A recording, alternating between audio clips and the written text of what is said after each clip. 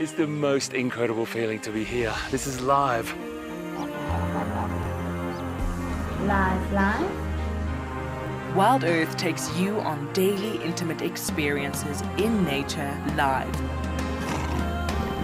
This is a very, very different adventure, charged with emotion.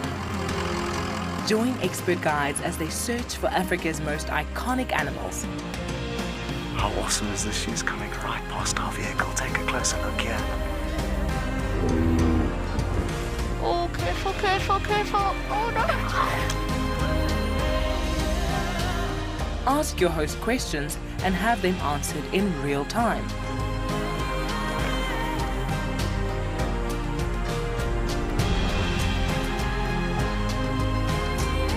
Join us live every day on WildEarth.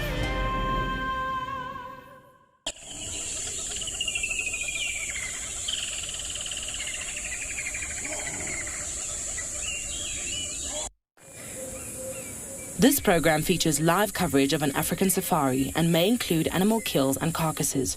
Viewer discretion is advised.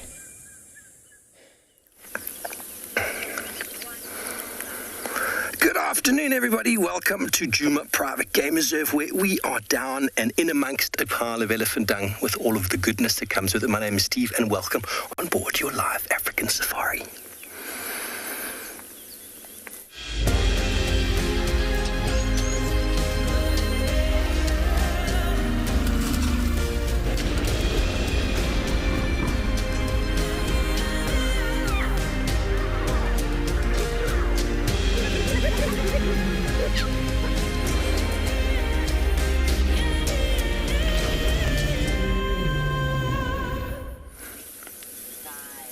Hello everybody, how are you all doing? We have got a pile of elephant dung here that is alive with activity. There are wasps and flies and all sorts of things going on in here. And my name, of course, is Steve, and I'm joined by Theo, Island Style, on the vehicle there. And well, we're just down in amongst it all this afternoon and just loving it. It's not that hot. It's only the high 20s, so it's a lovely afternoon. And if you have any questions, comments, please send them through to #WildEarth or throw them in on the YouTube chat stream. Now, this time of year brings with it the rains, brings it the green grass and the insects, and this pile of elephant dung is a hive of activity. Now, we had some dung beetles a moment ago busy mating, which was very cool to see, and now most of them have disappeared underneath as they are slowly but surely making their own balls, feeding as they go, because they do feed on the dung as well. They don't just make the balls, they also feed on it, and then most of the balls get carried away, are then laid inside with an egg, which then is used for next season's dung beetles, which will come out and process the dung just like these ones have done. But lots of little, you can probably see hundreds of little insects just flying around here, and they're also looking for the moisture. They're looking for all sorts of activity, and it is a hive of activity. Just follow an elephant around and you will find all sorts of things to follow.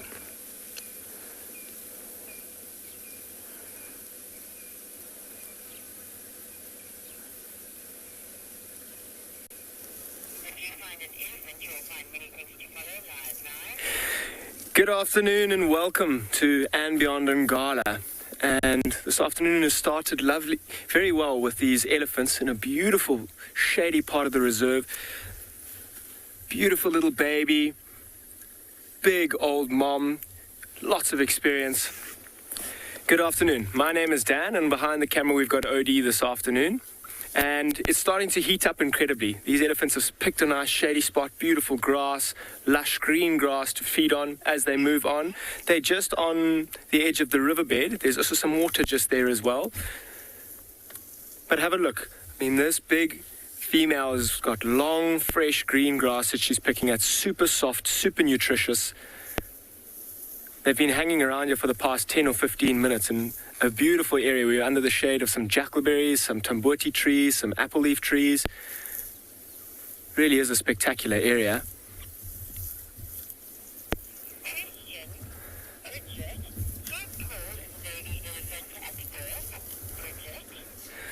Bridget, if I heard that correctly, how tall is a baby elephant at birth? It'll probably be about a half a meter tall, weighing up to almost about 100 kilos at birth. And that first baby that has now run into the bush and is actually hiding from us, I would say is probably a couple of months or maybe 3 to 6 months old. And you'll see at that age, they've got almost no use or control of their trunk. And it's quite entertaining to watch them run around and flap it around and sometimes even put it in their mouths. Very similar to a human baby almost sucking on its thumb. It would never be able to have the control that its mother over here that's feeding on the grass has at a young age like that. It's got an incredibly detailed muscle network in there, and it takes a long time for them to work out how to use that trunk. But I'm going to spend a bit more time in the shade here, see if that baby doesn't come out shortly, and I'm going to send you somewhere else short.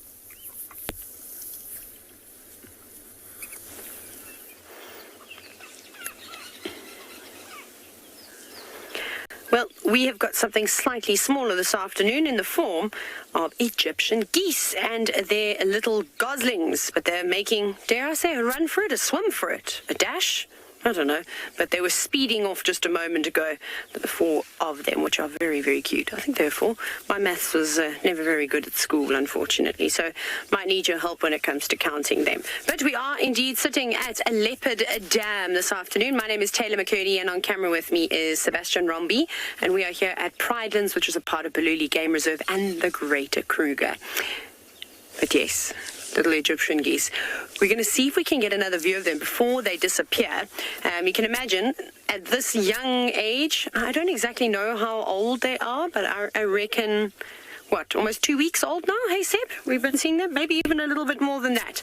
They're growing up very, very quickly. When we first saw them, we had 5, and unfortunately, they're only, there's 3 swimming there.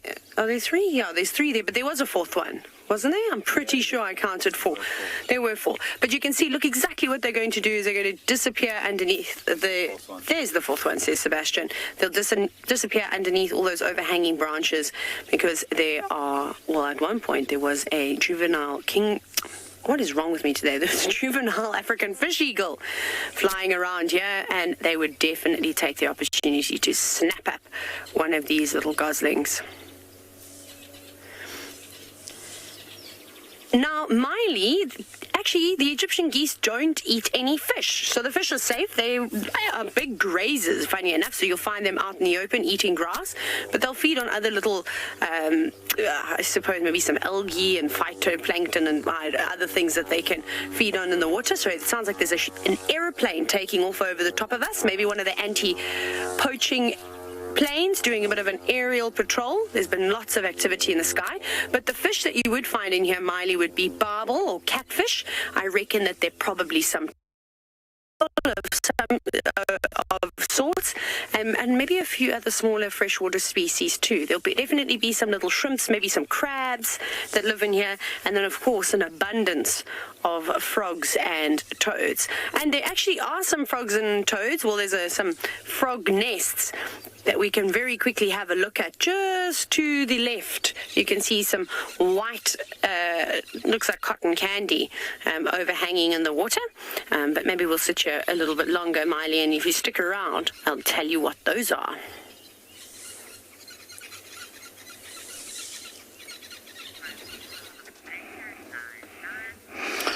Well, Jumbo, and welcome to Masai Mara. And look what we have. The great migration and the beautiful migration is still with us. It hasn't left. It hasn't left at all.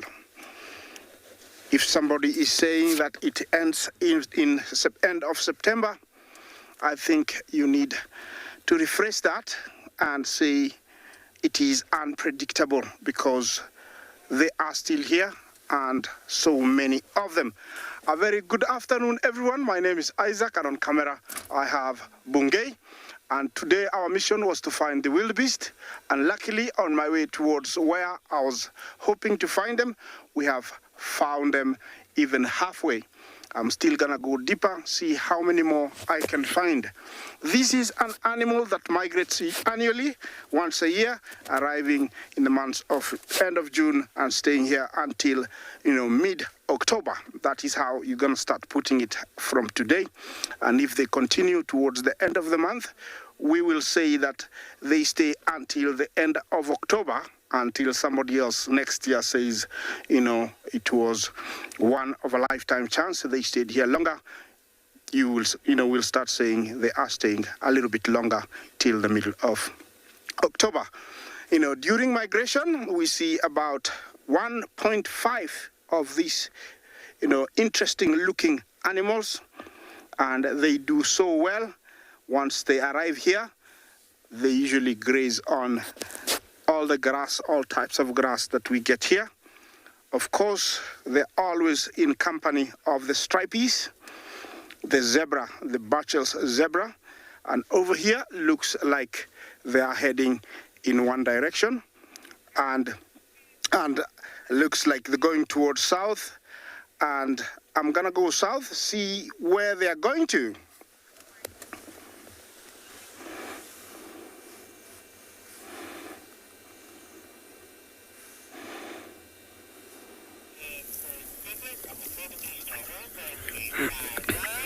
So we're still here with this herd of elephants, and it's such a pretty scene. We couldn't leave just yet, and we were really hoping that that little calf was going to come out. But now Mom is here, and this is the mother of that young calf. She's obviously quite an old, experienced mother, and she's quite happy with her little one running around with the rest of the herd while she continues to feed over here. I mean, you can even lose an elephant in the density of the bush behind her. As we can see, we've probably lost about 6 of them. But this, have a look there. I mean, super dense, beautiful scene though, isn't it? Really old trees, nice and shady on a warm day. Now, often on a warm day, if we go back to Mom over there, sorry to do that. If you look closely at her, you can see she's actually covered and caked in old mud. And they would do that on a hot day, particularly at behind their ears. You can actually see this could have even happened today. If you look at her back legs, they've even got some moisture still on them from walking through the water. They'll then go and take the water and they'll throw it behind their ears to try and cool them down, take the mud and fresh sand and throw it on their back as almost like a form of sunscreen. So I'm going to be applying some of my own sun cream and might be leaving here shortly, going and checking a watering hole to see if there might be any elephants doing the same that side.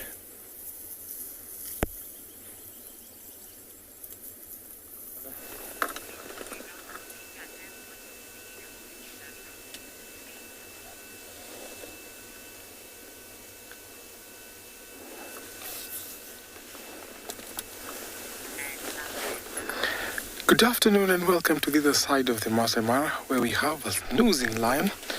My name is Tim, and behind camera we have Big James. This afternoon it's a little bit hot, and that's why this lioness is sleeping here. This lioness is from the River Pride. This morning we saw them walking up and about. They'd positioned themselves as soon as we got here. It seems like they had lost whatever they'd gone to hunt. So 3 of them are somewhere hiding, because it's getting hot. You can see it's a little bit shady where she's resting.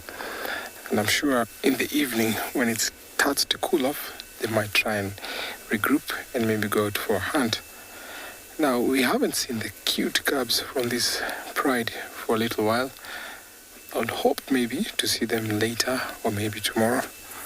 All this is super exciting sighting when you came across lions with cubs. You can see only the ears twitching. Actually, we almost passed here until I saw those ears twitching, and then I had to stop. So when you're driving around these grass plains, we always look for such little signs. The grass sometimes concealed. Look at how well she blends in there. So sometimes they flap their tails. You see them wagging their tails, flapping their ears, and that's the little sign that we get to see as we're driving around the savannah. So currently there's no plains game here. Probably they left a central. So we'll be waiting here for a while to see what time they wake up. I would love to see them on a stalk, maybe on a hunt later. But I'll sit here, wait for this lion for our next move as I take you over to another live location.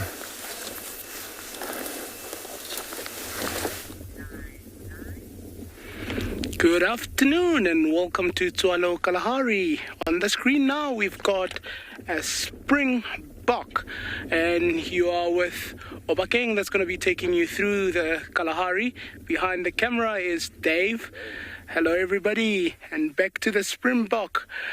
It is a very, very warm day today. As you can see, the Springbok is under the shade there, and one of the things that would stand out with these semi-arid antelopes, one of the first things you see is the white.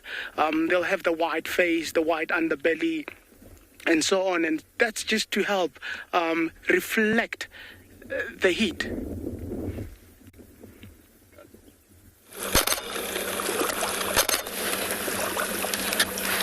Welcome back, everybody. We're at Treehouse Watering Hole. We just came across the resident hippo that hangs out here, who loves to play with sticks.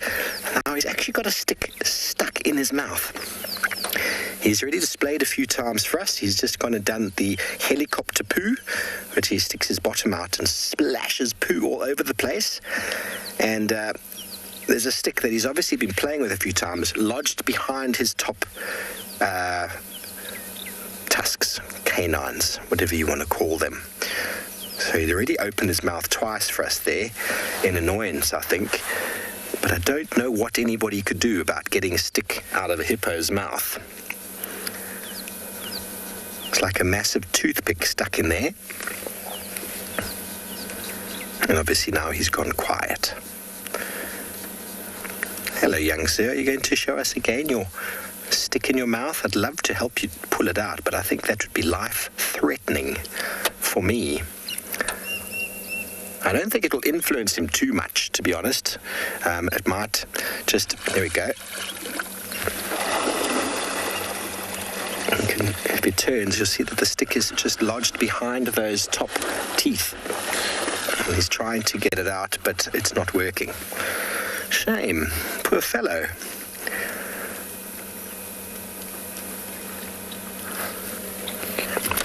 Did you see it there? Did you get it there? I couldn't see clearly on the monitor. It was a bit dark for me, but it's broken off, so it's not sticking out the sides of the mouth. It's inside the mouth, perfectly lodged just behind his top teeth.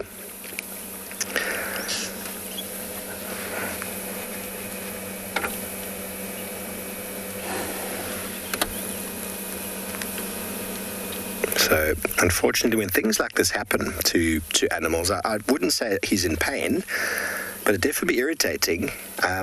Things like that could make animals like this a little bit more sort of potentially dangerous, because he could be irritated. So it's a good thing to know if you do tend to come across an animal who's so active in the middle of the day. Like, why is he being so displaying and so sort of territorial right now? And then his displacement aggression could often be visited on whoever it is that seems to be hanging around. Because it's always someone else's fault. When something's irritating you, the first person or thing that you see, it's their fault, and they're going to be visited upon your wrath. You're going to visit your wrath upon them, excuse me.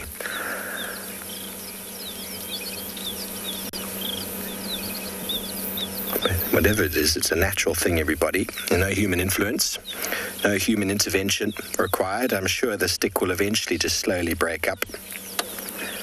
Oh, Rosalind, I can't tell you exactly the dimensions, but it's enormous. It would quite easily chop you in half if he wanted to. Not that that's the hippo's objective, but they are very big animals, getting up to 3,500 kilograms. I'm sure I've probably got some dimensions somewhere to tell exactly how big the hippo's mouth is. But the mouth is very, very big, and his displaying with teeth like that is all about defense and territory and fighting. And they've got lots of molars in the back of the mouth for grinding of the food. But those big, strong incisors in the front, tusks tushes, if you want to call them, are definitely there for defense and fighting.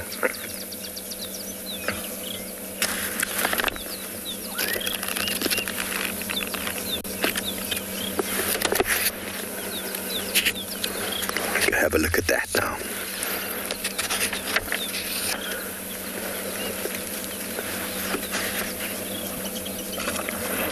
They can open their jaws 150 degrees.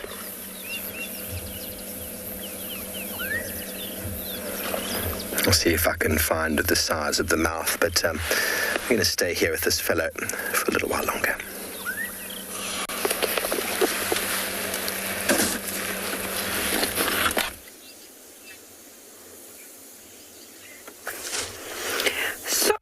You all have to pay very close attention and look very carefully at your screen, because in and amongst those leaves is a nest. It looks a little bit like a spider web, but you can see something moving so slightly. Now, this is a nest of a sunbird. Unfortunately, we can't get any closer because the nest is in the middle on an island of Leopard Dam. But that is the female that I can see, and she looks like she's opening her beak a bit. Now, I'm not exactly sure which sunbird it is. I'm going to go ahead and say it's probably a Marico sunbird, just because they're the more common species that we see. And they've got fairly long beaks, and it looks like she's got a long one, but I can't see if she's got any streaking on her breast. And with the sunbird females, quite a few of them that are that sort of brownish, olive grey color, look very, very similar, but you can see her moving around in there. So that's really, really cool. So the female builds this nest, and she'll use lots and lots of different materials. Sunbirds are notorious for using things like spider webs and moss and then like sort of leaves. It looks very, very messy and resembles much like a spider web, which is quite cool, and they're so camouflaged. So I'm really, really happy to sort of see that I don't know when I've actually last seen a sunbird nest. They're normally quite difficult to sort of find. Now, she could have anywhere between 1 and 3 eggs in there. Again, we don't know when this nest was made because it's hidden away so nicely.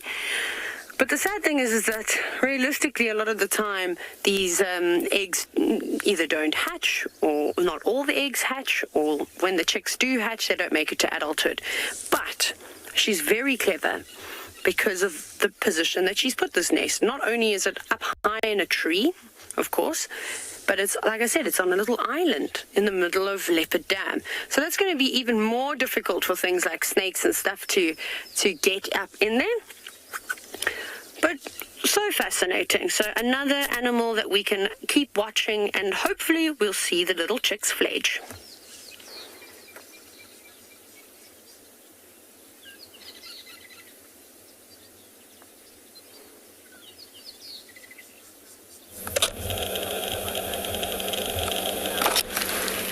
Welcome back, everybody. Well, it is that time of year for the breeding and the birds.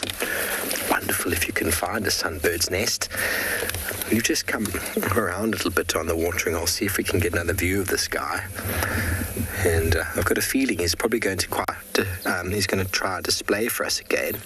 He's just trying to dislodge the piece of wood out of his mouth. You know, coming across a hippo, and the hippo being very active in the middle of the day like this is, there we go. Can you see it? It's just caught there. It's just caught there. There's nothing major. I don't know how it's even sitting. It doesn't seem to be attached to teeth at the back. Oh, wonderful. I think it'll dislodge itself after a number of thrashes and slashes in the water. How interesting, though. So we arrived, and he started jumping up and down and displaying with that mouth, and I thought there's something going on with the mouth there. Because invariably, hippos this time of day are normally quite docile, quite relaxed, not doing too much, unless there's something to prove.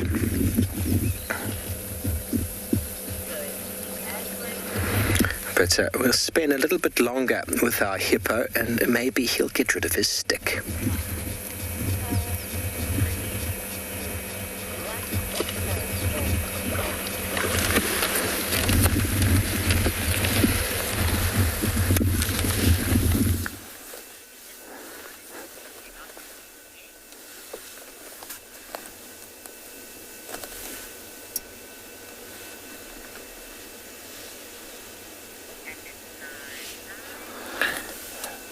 Hippos sometimes will fall prey to lions, but it takes a big pride to take one down.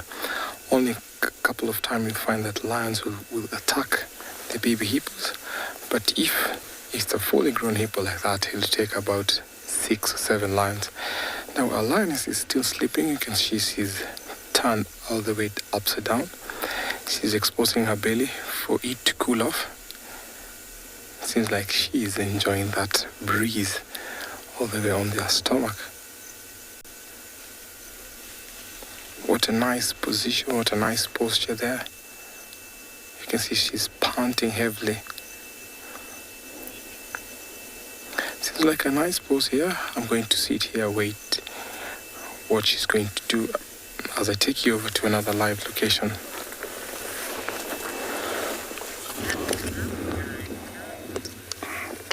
Hello, and I have left my wildebeest, but they're not very far away from me. In between them, I came across this beautiful small herd of elephants in a very beautiful landscape of the Mara, and I thought I would share this beautiful sight with you. Of course, it's the African elephant. It's led by the Matriarch, and I think she is the one there. That could be her yearling calf. They're out here in the open plains. There is nothing much in terms of brush. It's just grass, and it's very short. So specifically, they must be here for a nice fresh shoot, maybe wild cucumber or Sodom apple.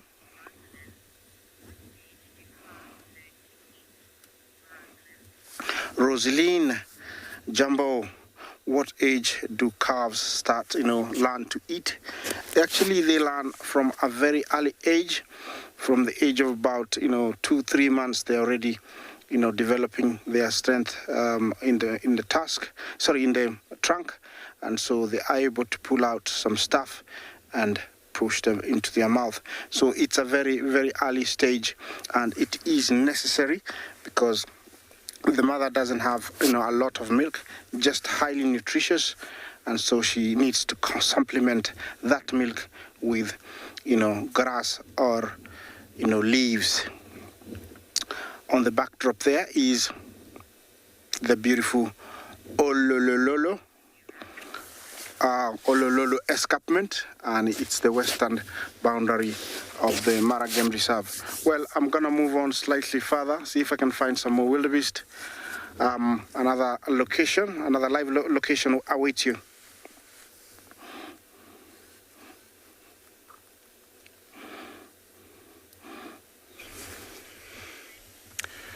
Good afternoon and welcome to andBeyond Phinda Private Game Reserve this afternoon.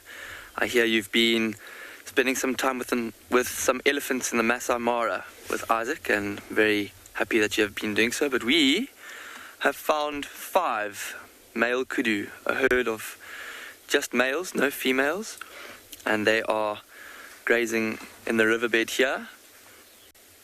My name is Ross, and behind the camera is Gerrit this afternoon, and we are coming to you live, as I mentioned earlier, from andBeyond Phinda Private Game Reserve. So it's not surprising that we are finding these kudu just spending some time in this dry riverbed, because we're in an area with mostly grassland, and there's some beautiful green bushes growing along this river with leaves that these kudu would feed on. Kudu don't eat grass, so the only food for them here would be along this riverbed. But for now, they look like they are escaping from the heat of this very hot day and this hot Zululand sun under the shade of some trees. It's been a very, very hot day, and it's extremely humid. It's like walking into a sauna being out on drive today, but it's always good to be out. And I'm sure as it gets cooler, we will start seeing some animals moving around a little bit more than this. Wild dog, I agree with you. These kudu are absolutely beautiful. They're one of my favorite antelope because of their horns. I mean, I've never seen an animal with horns quite like this. just the way they spiral and are held so regally on the top of their head. They never seem like their horns get heavy. They always have the most kingly postures, these male kudu.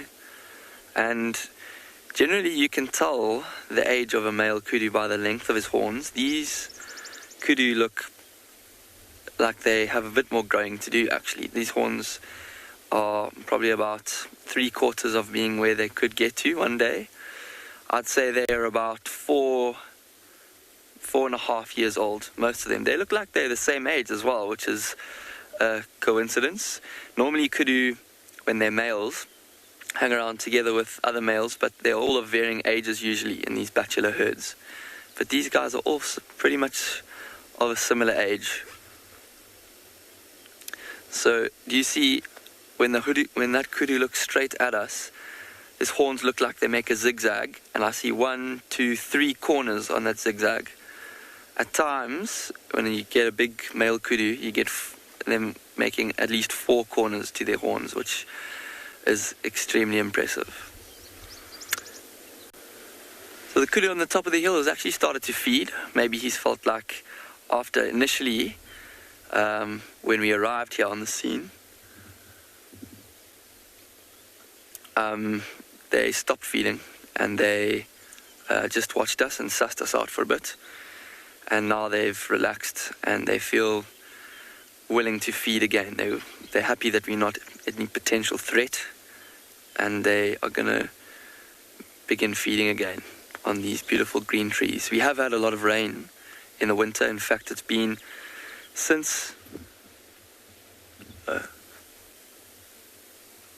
I lost the call.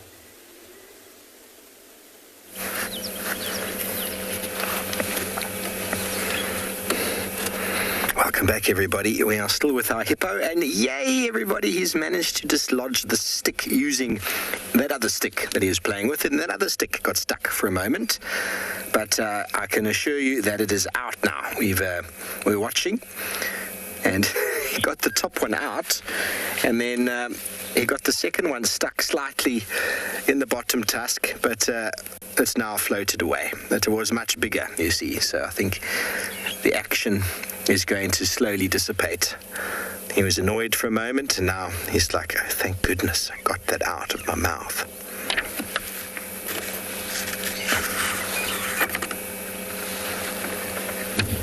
How exciting, though. That was really cool. Is that the stick floating next to him again? This is, yeah. Does love his sticks, though, this fellow.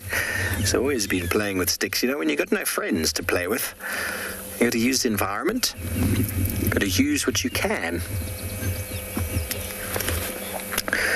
Learning, you want to know how much hippos weigh? Females can get up to 1,400 kilograms. Males, much more than that, 3,200, 3,300 kilograms. It's a very, very big animal, very heavy.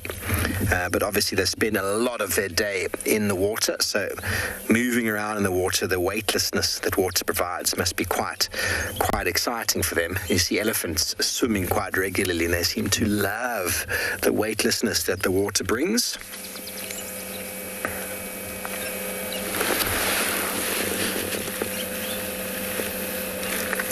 But those canines, normally in lower end sizes, are normally rounded off, and the tusks are long, get up to 50 centimeters, and they're constantly rubbing them, constantly sharpening them against the top canines. They're constantly moving up and down, and they are very, very dangerous weapons, very dangerous tools.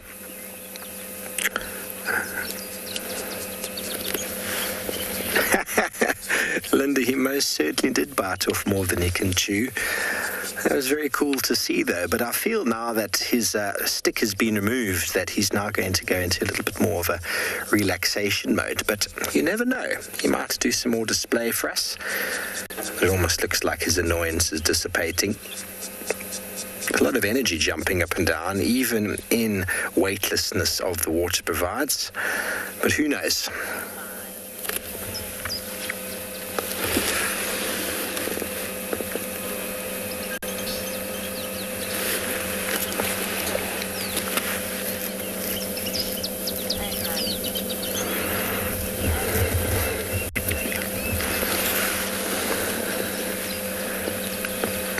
So I don't think this hippo's got a name, everybody. He likes to play with sticks. So maybe we could name him an Afrikaans name. Something like Stokkie, which is an Afrikaans for a small stick. I'm not going to be naming anybody, but it was really interesting. Really, really cool to see. Obviously, I know a lot of you in the moment feel, oh no, what are we going to do about it? But what are you going to do about it? There's nothing to be done, you know. I mean, he's dislodged the stick now, which is great. And it is obviously, we feel concerned for him in the moment, but it's perfectly natural behavior. You know, animals get all sorts of things go wrong with them out in the wild, all natural things. Unfortunately, can't intervene all the time. There are plenty of hippo in the Kruger, plenty of them.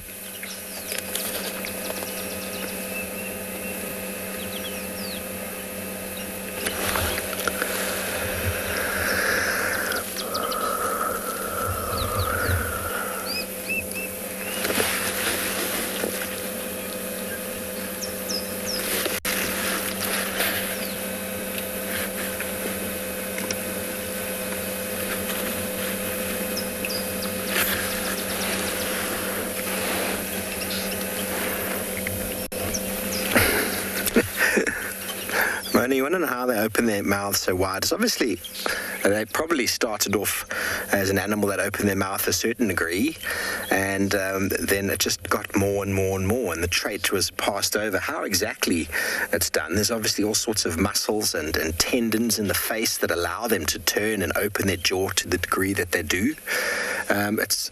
There's no dislocating that happens, but males that are able to open their jaws wider tend to have more of an ability to bite and fight effectively against other males. So slowly but surely over the eons, those that were more successful in their fighting or biting or ability to attack using the mouth were able to obviously be more successful and have more youngsters, and slowly that trait became bigger and bigger and bigger, or wider and wider.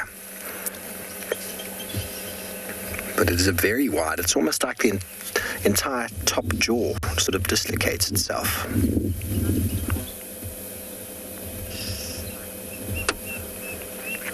Marianne, hippos and crocodiles have a sort of a mutual respect for each other. I wouldn't really call it a fight, to be honest. There's no chance of a crocodile overcoming an adult hippo. But yes, of course, young hippos are prone to being predated upon by a crocodile if they can isolate it from mum. But crocodiles that get too close to hippos are very swiftly dealt with. Crocodiles, although they're very powerful animals, rely on drowning their prey. Now, a crocodile is not going to be able to drown a hippo because they're too strong and they're able to hold their breath for a long period of time. So even if they got hold of a baby and tried to drown it, they've got 6 to 7 minutes of air, the youngster, that before mum comes along and sorts the crocodile out. So it's unlikely that a crocodile is going to get involved there. But by far, the largest sort of fatalities or mortalities in hippos come from other hippos. Big male hippos will kill other hippos, other males and youngsters.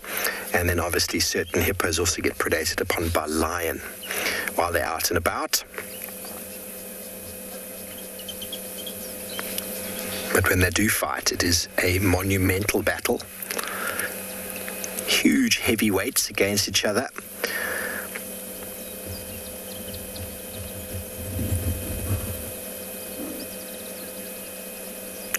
Definitely seems as if his activity has dwindled off, and now he looks like a log.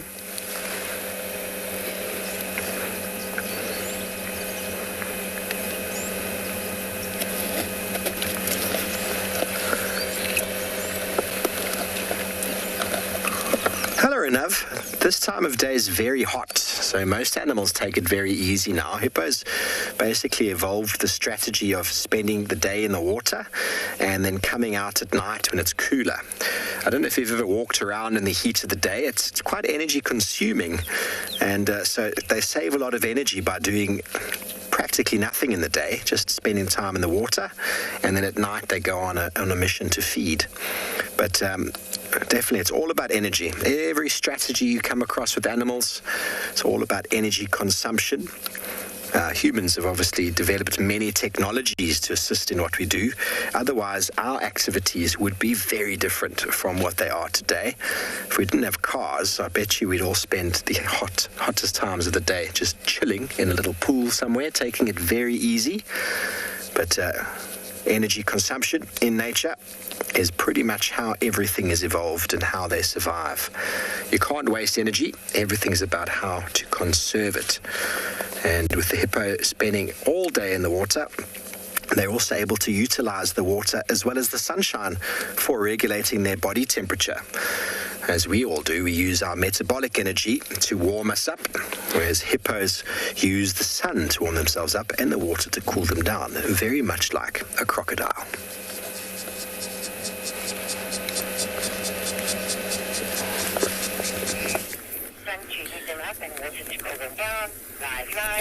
Similar to hippos taking it easy at this time of the day, these wildebeest are also taking it easy.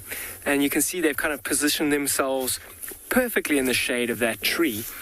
And Odie and I were having a little conversation earlier. Most of the time you drive past wildebeest down here in South Africa, they are often by themselves. And that will be a lone bull who will have a territory. But have a look here. Can you see how there's actually quite a fair number of them? From younger ones that are lying down on the right-hand side to the fully grown adults who are standing up. They're not really feeding much. They're just taking it easy. So this will be a group of predominantly females. There might be a few young males, but no dominant ones. And these females are nomadic. They will continue to move between territory to territory. And all these single individuals, these dominant males who you drive past on a regular basis, they will have territories around. Now, the ones that we often see by themselves might not be as dominant as the ones that has this territory. This has got quite a lot of water in it, lots of good grass, and the way that I can tell that it's a really good territory is that the females are hanging around here. I'm just trying to have a look. There are a few more wildebeest that are coming in on the right-hand side. They also look like predominantly the females. I'm yet to see the dominant bull. The dominant bull, once he does get a group of females in his territory, he will try his best to kind of herd them around, ensuring that they stay in his territory. It's interesting, this time of the year is not mating season for these wildebeest. They're actually going to be giving birth in the next few months. And it's quite a special time of the year. Come December time, this place is full of life. And these wildebeest will all try and drop their calves at a similar time. The mothers all using lots of eyes and ears and noses to look after and look out for danger, and giving birth to lots of babies at the same time gives at least a few of them a really good chance at survival. Quite interestingly as well, it's one of the stranger things out here. A group of wildebeest. Does anybody else sitting on your couch at home know what the collective noun for a group of wildebeest is called? I often just refer to them as a herd, but technically they're known as an implausibility, which doesn't exactly roll off the tongue, does it? So I think this one that's walked towards it, there might be a little bit of water, have a little drink, there it goes down, and they might spend the next few moments in the shade of the trees there cooling down. I'm going to continue towards a great big watering hole to see what's coming down, so have a drink that side.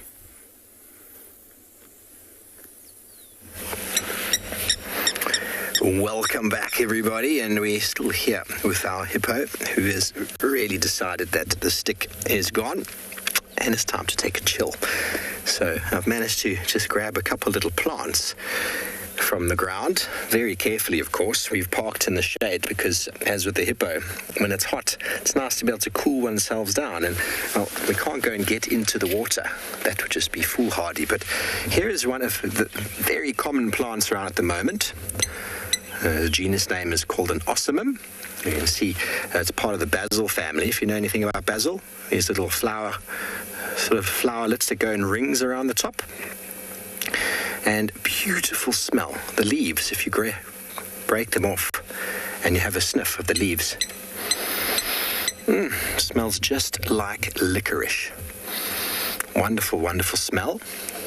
Black sambuca, licorice. And it is abundant at the moment after the rains. Lots and lots of forbs growing out. But then my favorite plant of all is this one next to it. There's no flower on it at the moment, but it's very green. It's a very interesting sort of structure of leaves as it grows off of the stem. And this is everywhere at the moment. My favorite smelling plant. And if we come back to me here, I'm just going to crush some of it. This is my favorite plant. You take some of this, you crush it up. It's called dwarf sage. It is the most incredible smell. You get this immediate endorphin sort of upliftment. For me, it's something I used to use with my students when I was training. Whenever they feel a little bit low, give them some of this. And it's amazing how wonderful you feel afterwards. And it's a plant that grows all over at the moment. And with the rainy, Hippo's back up again.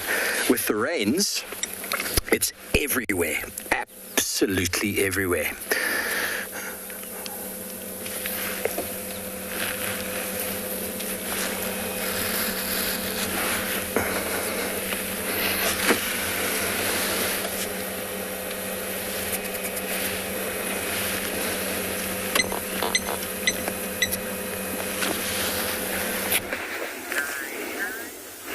Welcome back to Tswalu Kalahari. Thanks, Divovo, for your plant explanation there.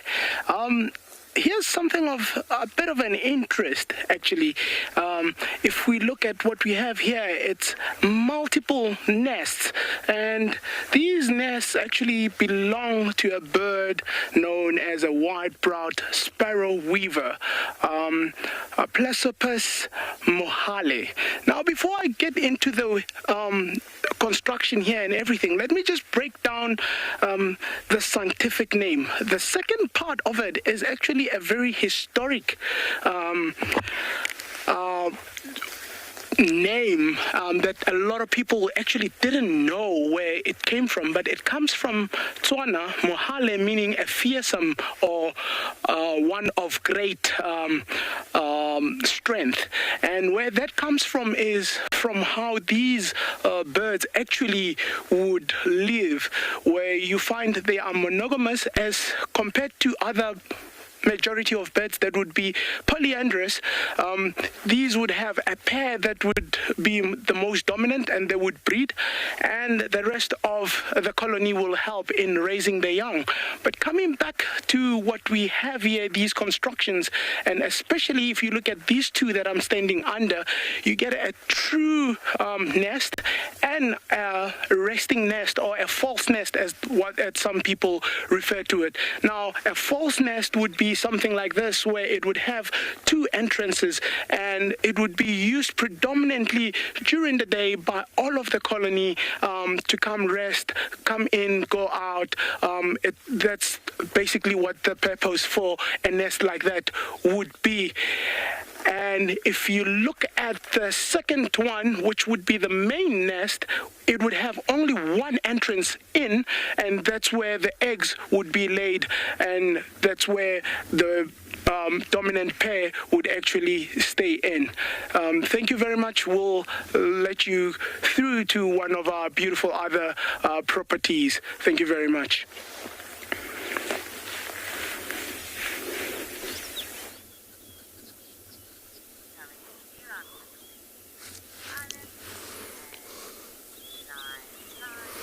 Well, as you can see, we have a bit of a mystery that needs to be solved. There is a form of all kinds of debris here that we'll explain to you shortly what it all is. But before we explain what that is, I need to introduce myself. My name is Tristan, and on camera I've got Morgan this afternoon. And basically what we're looking at this stage is a big kind of basically a murder scene, if you want to call it that. So what you have here is you have fluff over here, and over here, and then you've got basically the entrails of a scrub hare. So this was from a scrub hare that was killed, and it was basically, when we first drove past it this morning, because this is a big main road, the first thought is always this must be something to do with a car hitting the scrub hare, but actually upon closer sort of looking, it was revealed that it wasn't a car at all. This particular scrub hare was killed by, I think, an owl, and the reason why I say an owl is because it was dragged all over the road, but if you have a look over here, you'll notice there's a big dropping, and all around this carcass was droppings like this, which is a typical bird dropping, and large, big ones like this. If I put my hand there, you'll see that that is probably from an owl. And I know that there's a pair of spotted eagle owls that hang around very, very close to here, and this would be something that would be on their menu. Now, subsequent to it being killed and eaten a little bit by the spotted eagle owl, what was left at this morning was a head and a little bit of kind of skin and legs. And so I thought, well, maybe a batelier or something will come and get it. But actually, coming back this afternoon, we found that a leopard came here and took it away. So if I circle the track over here, you'll see that there's a track for a female leopard. So given where we are, I would imagine this would be Tswalu that came here. She would have picked this up. We followed the track a little bit and we found where she ate it. Unfortunately, there really isn't much left. The good news, though, is that she's taken it into our side rather than to behind me, which would be into the neighboring property. But it's amazing how many different things are here. Now, the other thing that people might be a bit confused about is if you have a look in this area, you'll see that there's a bit of debris here that looks as though it is not part of a scrub hare's diet. It's beetle carapaces that are there. What I think has happened here is that there was, in this particular section, there was also civet dung that was around. And because of the nature of what's been happening lately, we've had a lot of rain, there's a lot more insects around, civets often eat it, and I think with everything being pushed around and moved around, this civet dung has ended up being broken apart, particularly by the ants that are living in this hole over here, which are also feeding on the scraps that are left behind. So there's multiple different signs of different predators in this area. Hopefully we're going to get lucky and find Tswalu. I'm hoping that she hasn't gone too far. Shani, you say crime scenes are the best. They are indeed. They're something that I always like because you kind of have to sit and look at it and find a way to basically work out what's happened. And the best crime scenes are the ones that have a leopard track somewhere in them, which is cool. So this leopard track was not here this morning when we came past. So I'm pretty sure I'm hoping that she's still somewhere on our side. It's very, very close to our southern boundary as well. So she might have just crossed straight into the southern property. But we're going to check. There's a beautiful drainage line that runs along to my right-hand side here. And it is the perfect place for a leopard to have gone and taken a nap after eating a little bit of a meal. So we're going to check there. Hopefully we're going to have some luck. I'm also hoping that Tristan get to find that leopard. What a famous leopard down there. Back in the Mara we have elephants, and seems like there's some calves who are super playful, while this mother and calf are feeding, plucking the grass. You can see how they're pulling the grass. And this little one is actually doing a good job trying to put as much as she can. From this age now, she started developing that behavior where she's able to use her trunk. But from the early age, elephants don't have that coordination of using their the trunks. So it's very, very important to know that elephants start learning or start using their trunks when they're about 2 and above. You can see lots of them are fanning or flapping their ears. That creates a breeze which cools the blood in the many small veins and vessels that they have on their outer ear, creating a build-up fan, which as soon as they put it back on the body, that air that is trapped there gets to cool the blood in their vessels. So when hot, or maybe during the day when the heat temperature rises, they will increase the ear flapping, and sometimes they even rest, which they'll keep on constantly cooling off. There's fresh grass, there's soft grass here, there's lots of water. So that is also another advantage they're using, where they're eating here at the swamp.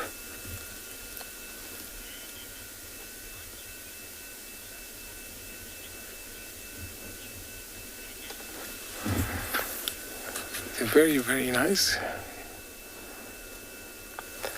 So when an opportunity like this, you'll find sometimes that they bathe, which sometimes they cool their bodies, and it's reckoned that when they are hot, they will sometimes smear their bodies with mud, which cools their body about 8 times better than when they're cooling in water.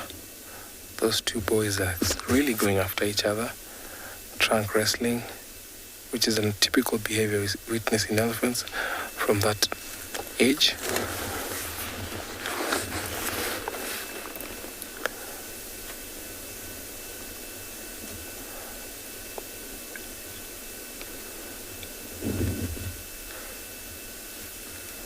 So it's very interesting that elephant herds here in the Mara will come to the marsh, but each and every family takes a different route heading back to the escarpment.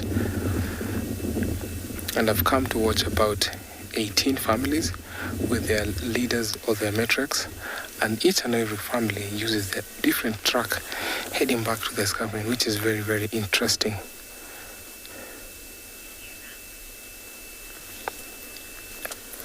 I'm going to sit here and wait as these elephants are still approaching the car as I take you over to another live location. Okay.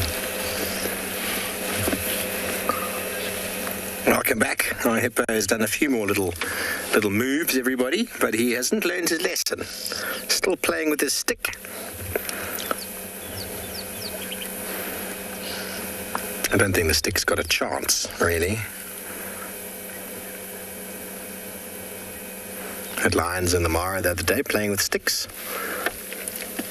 There we go.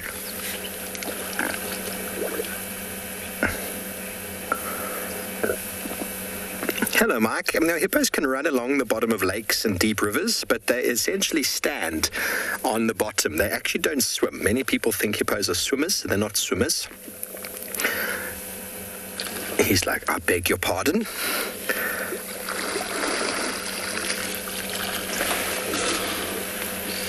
How marvelous. How marvelous. He's showing us how scary he is. Now, isn't that intimidating? It's incredibly intimidating. But hippos can cross deeper channels of water because they can hold their breath, so they can go across. But when you see them hanging around, they're pretty much standing on the bottom. They're not swimming. So very deep water, you won't find hippos there. They can move across those areas, but only to find themselves again on another shallow spot. Sometimes you might think that they are quite deep when they're actually just lying down on the ground rather than standing. So sometimes you'll see them lying down and they stand up and then walk out. That's obviously what happens when it starts to get a lot less water. And like that, he's gone. Oopsie, back again.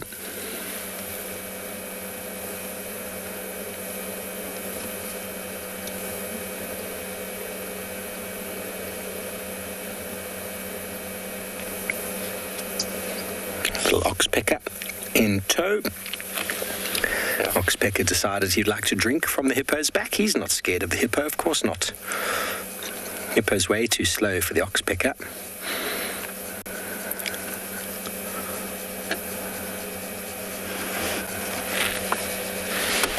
But what a wonderful afternoon spent with this hippo in Treehouse Watering Hole. It's not often you get to see as much activity from a hippo as we do from this fellow.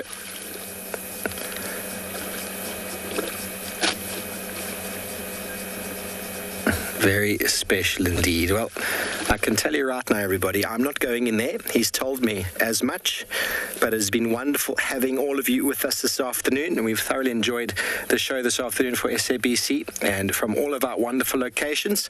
We'll see you again on Monday. Have a wonderful afternoon. Until then, good day and goodbye.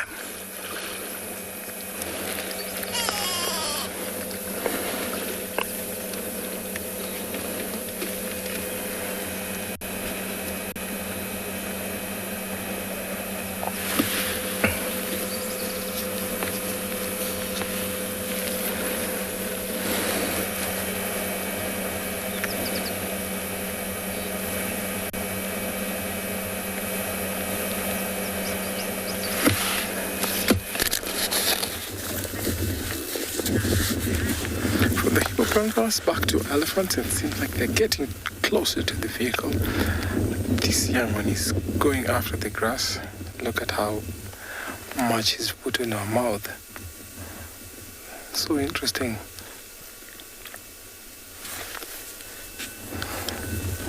So these young calves learn from watching the moms, and it becomes very evident as they grow up. They keep on following the mother's instinct, especially because she's a girl.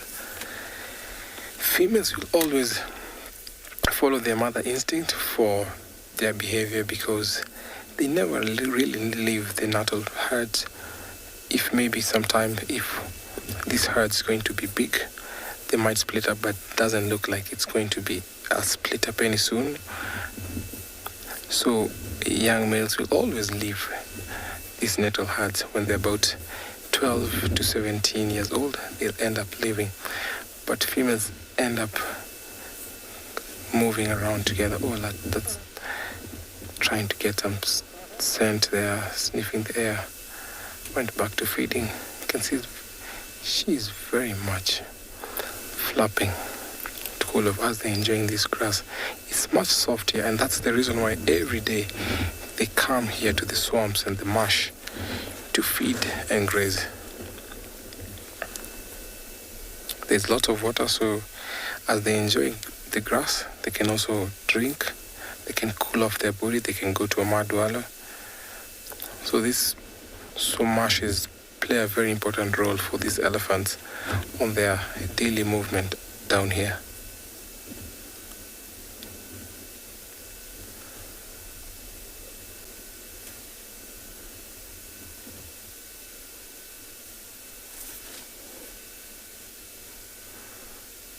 The other reason why these elephants keep on coming to the marsh is because some of these youngsters have started using their trunk. They have that coordination, and it becomes easy for them to learn using their trunks as they pull off this soft grass.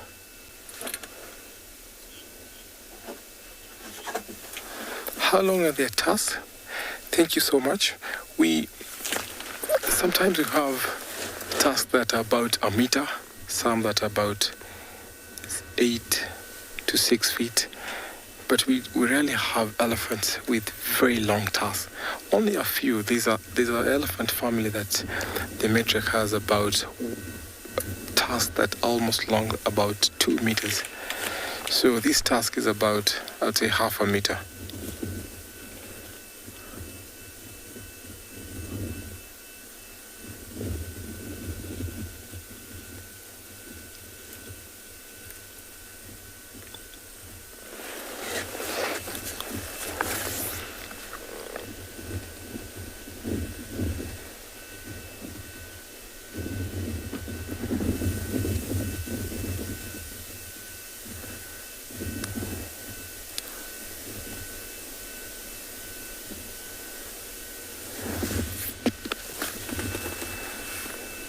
So these marshes provide them with food when it's getting dry, and because we're witnessing the dry season, that's why every morning they come to the swamps and marsh, and then in the evening you'll see them heading back to the mountain.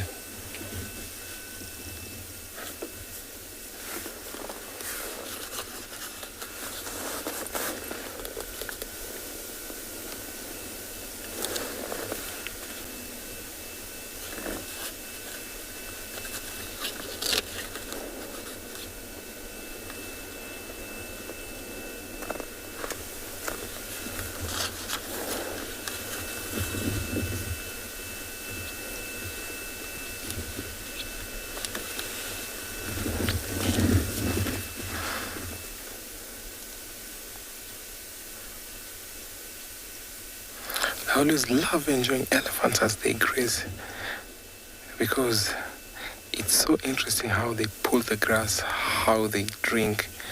It's very, very interesting. And especially when the calves watch the older ones. Look at that, she's keep on going and going and going.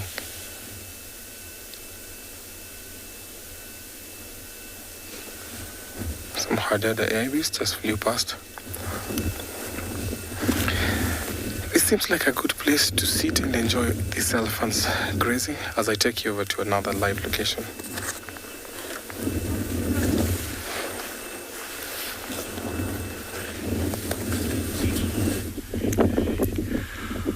Welcome back to andBeyond Phinda, and we are also at quite a relaxing scene here at this small little waterhole in the hot Zululand plains, and we found a variety of animals here at this waterhole that have come here in the early-ish. Oh, I don't know if you all saw that onto the right. There's a bit of a standoff between a few zebras and a buffalo cow. They want to come drink, but they aren't being not allowed by that cow. She's taken it over for herself and her herd, it seems.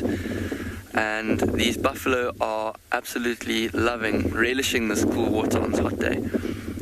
Some of them are drinking.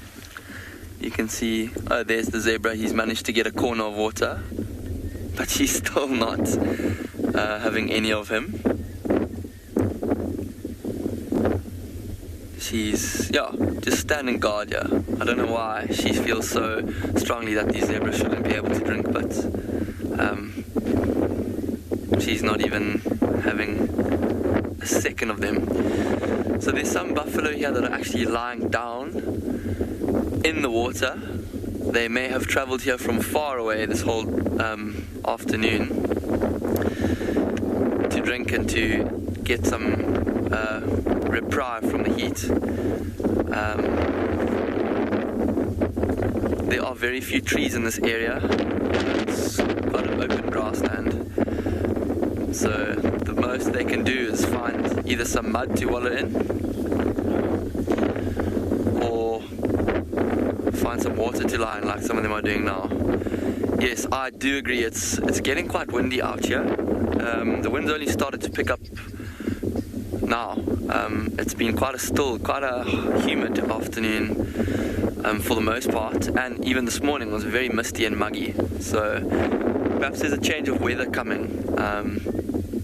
And because it was misty and drizzly and muggy this morning, it seems like a lot of the animals have decided to move in the heat of the day, which is a little bit unusual. Normally they'd stay resting in the heat of the day. But I don't know, as we pan across here, see if you can find an odd one out amongst these buffalo. There we go, there's a white rhino just sleeping out cold in amongst this herd of buffalo. And he's not getting harassed by any buffaloes because he's much bigger than any of them. And he's also not trying to drink their water. So all of these animals are grazers. They all eat grass, and that's why we've expected to see them here at the Waterhole. It's the only water around.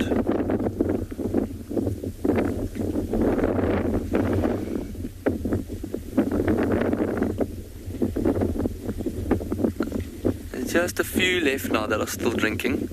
Look at the one that you can see covered in mud. She's the one that's been lying down in the bottom of this little pan, and as it dries, that mud is going to become very, very, very hard and caked across her skin, and that'll also help for parasites as they dry in that mud. She'll probably use a tree or maybe a stump to scrape them off and relieve herself of some ticks or other parasites that she might have picked up. We're going to stick here and see what else comes to this waterhole on this hot day, and we're going to send you off to another live location.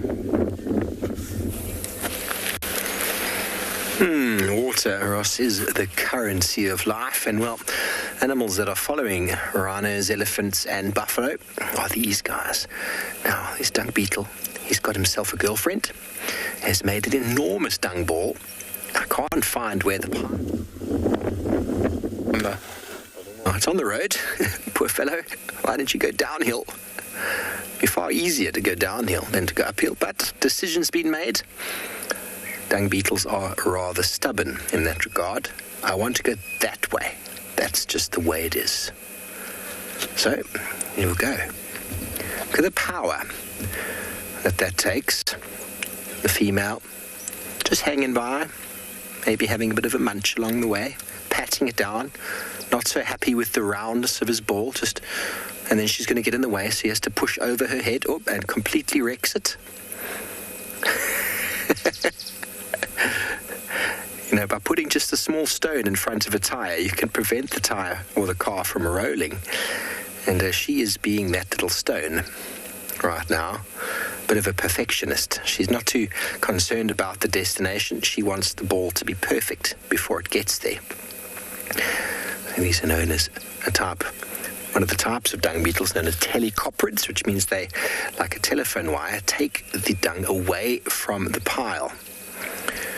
And then obviously she's satisfied with it. They will mate and lay an egg inside.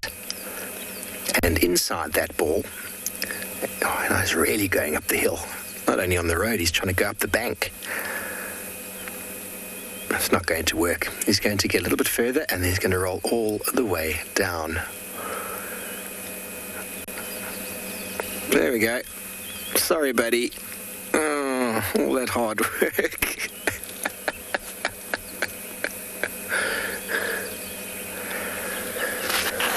And they're exclusively fresh dung. They can't do anything with it, with the dry dung. Maybe if the dung's dry and rain wets it, it's doable. But generally, this time of year, there's lots of fresh, wet dung, and they're attracted to it within minutes. They are apparently mites located around the face and head area of the dung beetles that help them to locate fresh dung.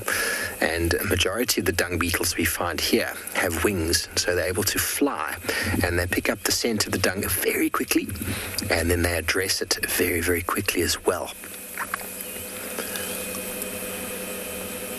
Obviously, the fresh dung is easier to pat down as well into the balls, and the fresh dung is also what attracts the flies. So this fresh organic material will sort of decompose, will compost itself, will give off nitrogen, will maybe even give off ammonia. Should I say there'll be ammonia in the urine for sure, but the nitrogen might be given off and burnt off if it's not dealt with, and flies will lay their eggs in it if it's not buried. So they serve a very important purpose of decreasing fly activity as well as burying organic material into the soil, which is very, very important from a nutrient recycling point of view.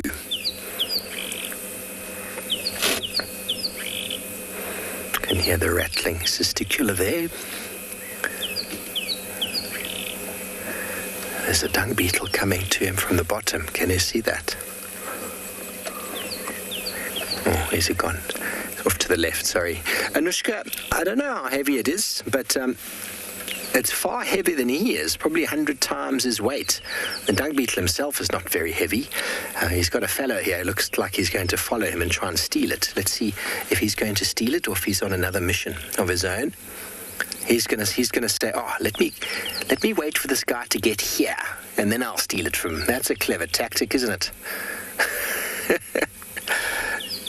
Wait for him to get all the way over here, and then I'll steal it. How fast they move. Obviously, that's just walking speed. When they fly, they're incredibly fast. Just be careful this time of year. Dung beetles flying in the opposite direction when you're driving, hitting you in the face, can be rather painful. Sometimes you just feel for them, don't you? You just feel for them. You want to go and pick it up and take it to the top, but invariably that will cause them to abandon the ball altogether. So just leave them. They'll figure it out. Their life's purpose, to roll the balls, mate, breed, and bury them in the ground. Senak, it's very hard to say, but I mean, they're incredibly powerful.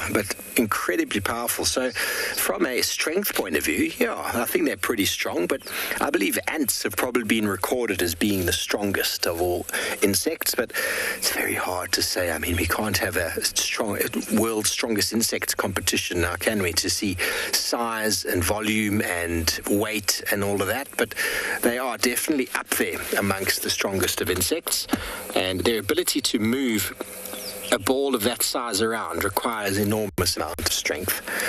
But then in saying that, ants are able to lift huge amounts of weight themselves, so I don't know who's stronger. The world of insects is really a marvelous domain. Oh no. The problem with the ball when you roll it like that is it really rolls up the hill nicely, but when it decides to go down, as we know, it rolls down. Angie, these dung beetles will be busy for the next few weeks or couple of months. Very busy, burying as many balls as they can and gathering up as much dung as they can and laying as many eggs as they possibly can. And then towards the end of the wet season, they all just vanish, especially these large ones, these large telecoprids. They disappear altogether. You can still find the endocoprids, the ones that live with inside dung balls or dung piles, still being active throughout the year. But invariably, these adults have already lived majority of their life. They've been an egg and a larva, and then they pupated inside a ball just like that one. The rains stimulated the wetness and the moistening of the ground, and they emerged out as fully fledged dung beetles. They moved around in search of dung, all that they know. They were surrounded by it from birth, and they've now decided that it is their role to lay as many as they can and to lay as many eggs, or roll as many as they can, to lay as many eggs as they possibly can to continue the cycle. So most insects' lives are pretty short, but they serve a very important purpose. The scarab beetle, you see it all over Egyptian hieroglyphics. Scarabaeus, scarabaeus, because of the metamorphosis they go through within there. If you break open a dung ball once it's at that stage of pupation, just before they pupate into the adult, it actually looks like a mummy in a coffin, a sarcophagus. All the silk and the thread. So the Egyptians looked at them as a form of rebirth as well, and it's possibly even led to some of their sort of religious or burial routines or rituals.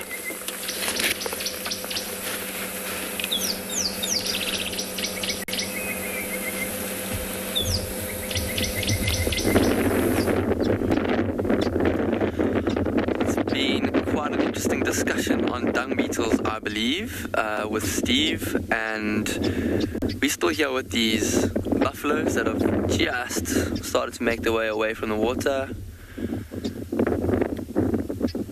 And this particular buffalo bull is one of the last remaining ones, and he doesn't look like he's in any mood to leave this water. He probably thinks, I walked so far to get here, why should we leave now? And it's interesting, within buffalo herds, there's certain individuals, which we call pathfinders, that are actually the sort of trailblazers. They take the initiative to determine which direction the herd's going to go, and the rest of them are a little bit more subservient, or they kind of followers. And even big buffalo bulls sometimes are not the followers. Sometimes the followers are just more assertive individuals, even youngsters that decide it's time to move off. But even this old bull's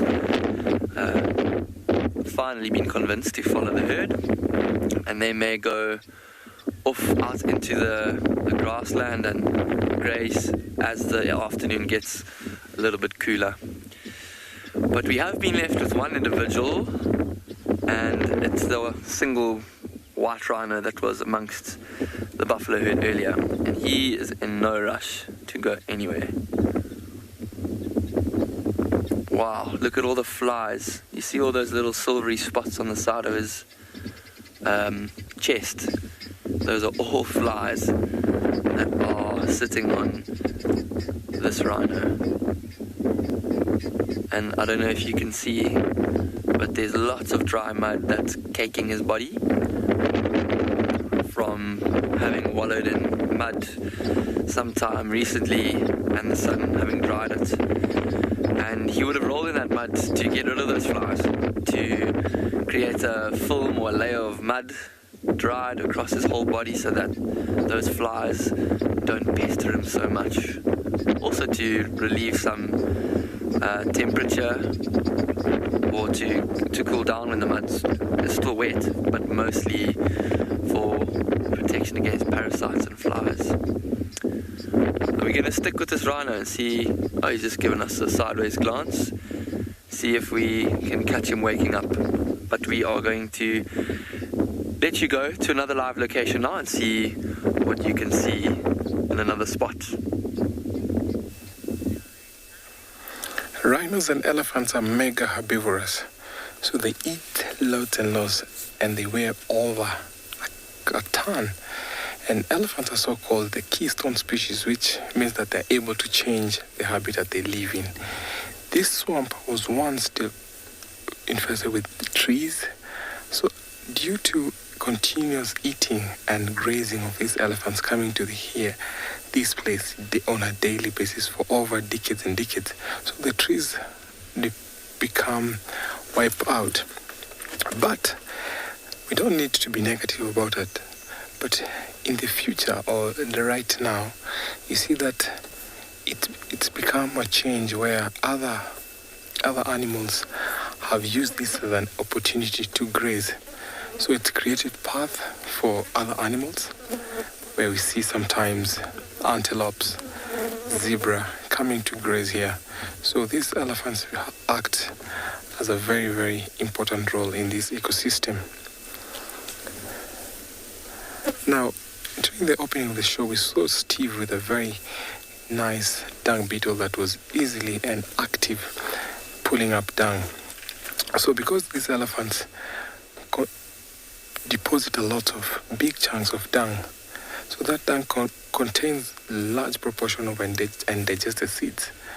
And because of that, sometimes they improve nutrition for other animals such as baboons, dung beetles.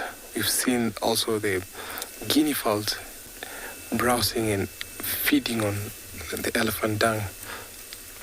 And sometimes because of the fibers, also provide food for termites. So these elephants, despite them being so destructive, pulling down trees, they also act as good remedy for other animals who come to feed on their dung and use the pathways as they walk. So dung beetles are only reliant on the dung they carry off to their nest, where they roll in the dung balls, where they eat later, and the larvae emerge and they end up eating or feeding on that, which is very, very important to learn more about these elephants.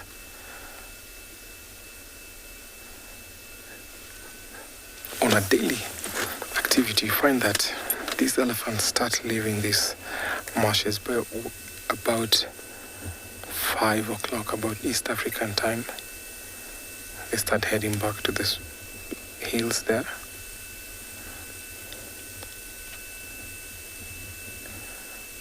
Very nice. Look at that. She has tusk growing on opposite direction. That is one way of how we identify these different herds, by looking at the ear pattern, looking at the shape of the tusk.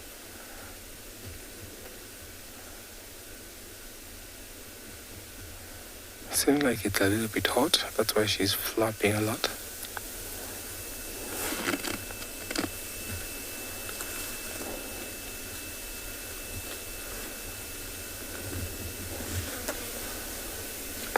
See, the elephant that is facing the opposite direction, she's the lead matriarch. And these elephants always follow her instincts. She's lead, depends and keeps the unit together, and is responsible for major decisions such as where to go, where to feed, especially now that they've come here to this marsh. She's the one that decides on the movement. And sometimes when the calves, teeny tiny calves, are super playful, when they will stand guard, especially when they get to the roads, because sometimes elephants will walk out of the conservation areas. As they head over to other conservation areas, they cross roads and other human habitat. So these matriarchs are the one that will lead them and control them to where they'll be going.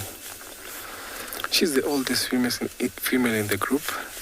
So for elephants to be led and to be controlled, they need a mature, older female that is well experienced to be able to control them in their daily activity.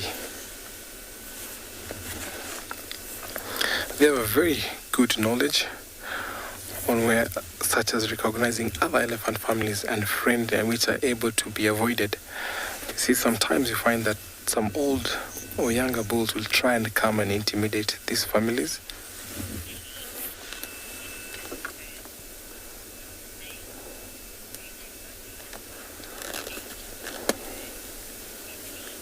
Emily, thank you so much for your question. Elephant herds consist of female, older female, younger female, and younger males. And also some younger males that are almost graduating from being in these nettle herds and leaving.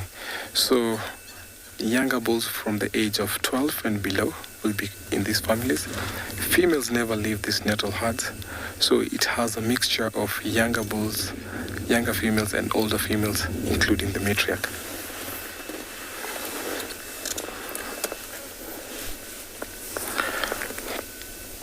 So the matriarchs always passes their knowledge to the offsprings. If a matriarch dies before her time, the unit loses valuable environmental and social knowledge and may have disadvantages. So when such a time comes, the second biggest or largest elephant, mostly the sister, will take over these family units.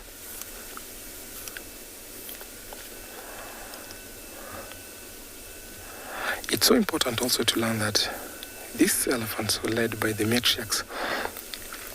They play an important role, and when families with a young matriarch are less likely to survive in times of droughts because they are generally more at risk. If the matriarch lives to a ripe old age, then her oldest daughter or sister will most likely take over the position of being the lead matriarch. And this matriarch also, they very, very importantly prefer to mate with older, bigger, mature bulls.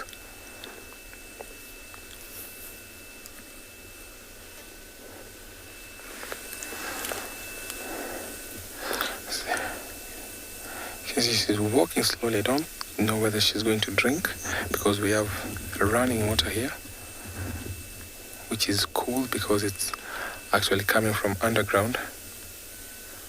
Let's see if she's heading there.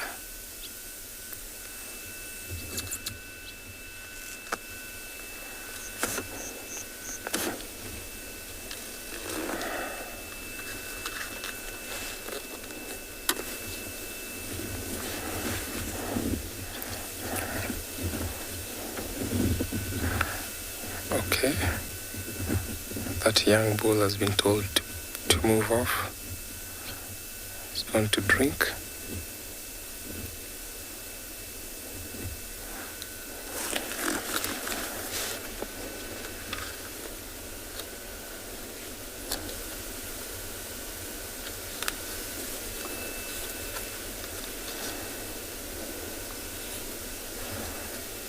It's now drinking time for this family.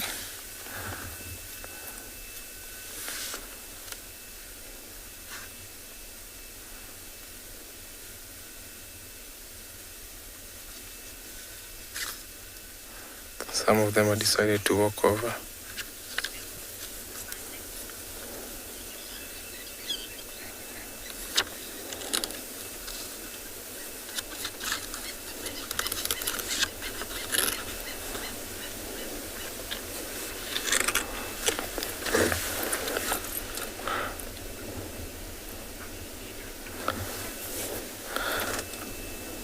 So this elephant has seemed like they found a good spot where some of them are drinking. Look at that tiny calf drinking now. Well, the matriarch has decided to move on. I'm going to hang around with them and see where they're heading. If they maybe we'll be going to the upland area as I take you over to another live location. Ellies are entertaining, as is this bird that you see sitting so proudly on top of a termite mound. This, everybody, is a red-crested Koran, and I say they are entertaining because, well, they have a very cool call. They have a nice display when they're males and they're trying to show off to females. They have this big red crest that puffs out, and then they have a display flight, which is probably the coolest part about these guys, which is to fly up into the air and then to basically just free fall down to the ground as though they're dead and been kind of shot at. And that is a daring display to a potential mate to show how amazing they are. Now, the reason why I'm sitting here with it is because it's been calling, and I'm hoping it's going to call for you guys. Sometimes when they call from on top of a termite mound like this, they then come down and they do the display flight to just try and show everybody that's what they're made of. And so if we're patient enough, maybe they will. Now, funny enough, this bird, often if there's a noise around it, it makes more noise. So sometimes if you clap your hands, it can make it call. Obviously, we don't do that because it's unethical to do those things. But clapping of hands, revving of engines, driving past, those things often cause these guys to start calling. It's almost as though they take it as a challenge that somebody else is making more noise than they are. And then they start with this kind of ascending series of whistles and clicks that goes up into a crescendo, and then they go quiet again. Come on, buddy, call for us. Maybe he's just got stage fright. Amazing camouflage that they've got when you see them like this. So the wing pattern and the head blend in really, really well. But if you look just ever so slightly through the grass there, you'll see a beautiful black and white chest. So these guys have got what's called flash coloration. And so the reason why they've got this big black beautiful chest, oh, there we go.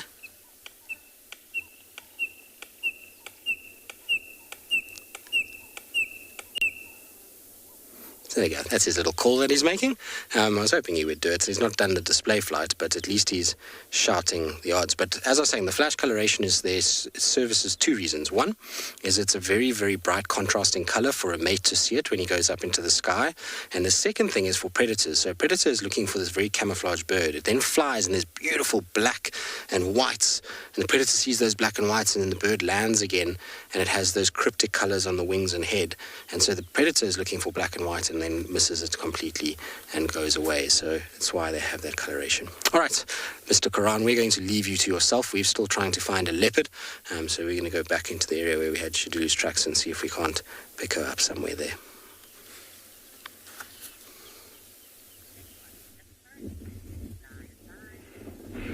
Welcome back to Tswalu Kalahari. Very good find. Following up on what we had yesterday. Yesterday we had a male giraffe. What we're looking at now is a female giraffe. And now if you look right at the top of her head, you can see, comparing to the segment we had about the male giraffe, her ossicones very, very, very thin, and also with tufts of hair. But another very interesting thing that is happening at current, look at her lips and her mouth. She's actually re-chewing the cud. As a four-chambered stomach animal, these animals tend to look at what he's doing now. Look at front of the neck. There comes the ball. Slowly. There we go. Look. Just give it time.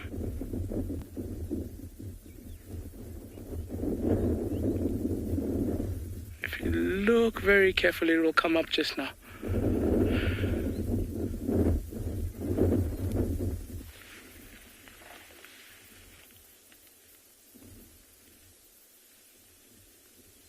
Should be coming up now.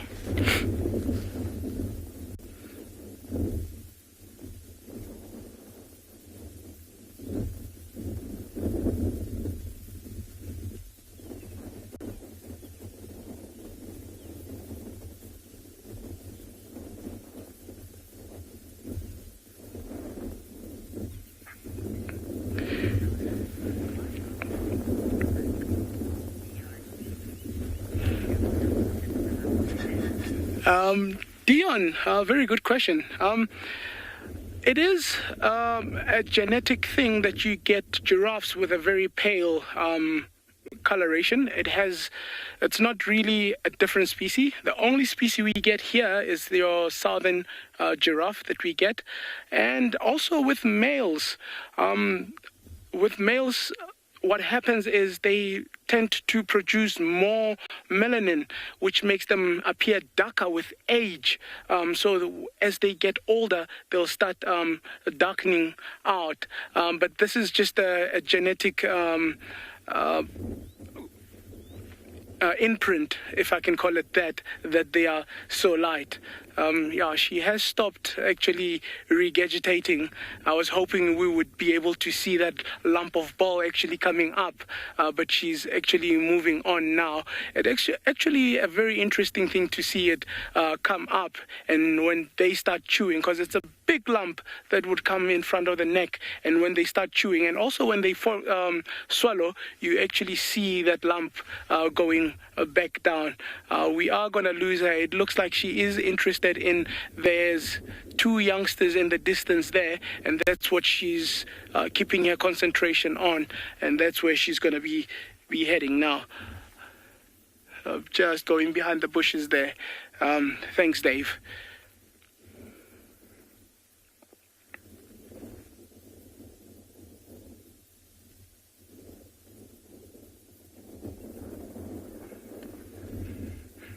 Alrighty, we are gonna slowly maybe try the mother and 3 cheetah that we had this morning. We are in the vicinity or in the area where we saw them this morning.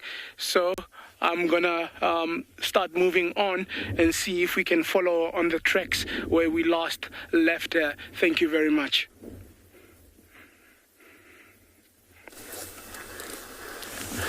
Back to elephants, and it seems like those 2 boys are super playful, trunk wrestling. They're going after each other.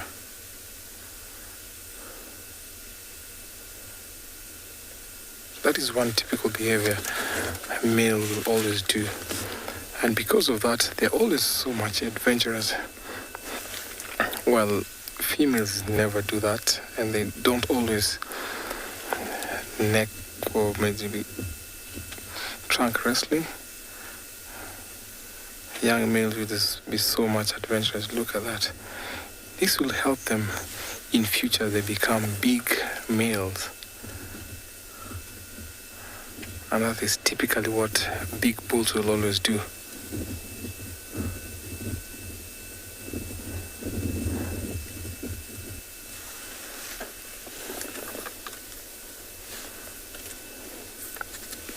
So that is one very important thing, because when they're touching with their trunk, it's especially eloquent. Elephants intertwine their trunks, sometimes in a form of greeting, or they want to solicit a play, like what's happening right now. And sometimes you see them placing its trunk on the tip, or the tip of the trunk into another one's mouth, in showing or maybe trying to analyze what this elephant is thinking. And sometimes it also serves as a behavior to calm down in times of conflict. So when one is too rough at another, you see they place the trunk into the mouth.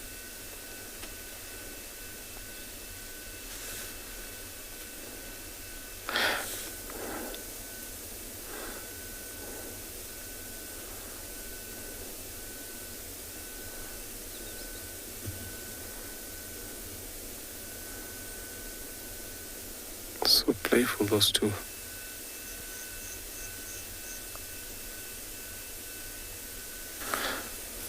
And this behavior sometimes, the elephants that like each other, and by playing that way, standing next to each other, it shows really well who likes who.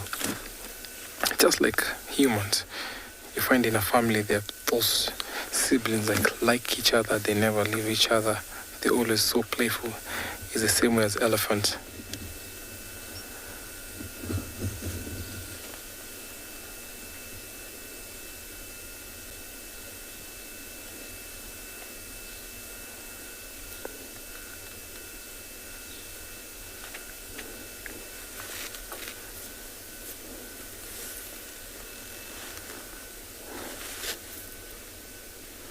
I've seen big bulls fighting, and in that course, one of them lost a tusk.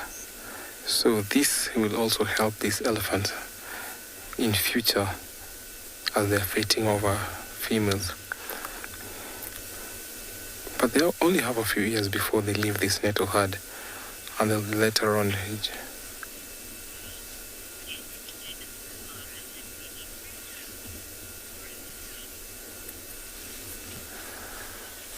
this will help them in future when they become big bulls, and when they join an older bull, maybe by the time they get to about 16, those bulls will also help them in their activity, in their daily life, as they become older bulls, where they come into families where they'll try to mate with the females there.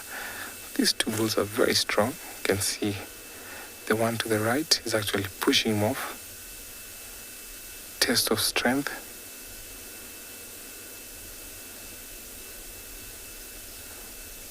There's a spectator who's come to check if it's serious or not.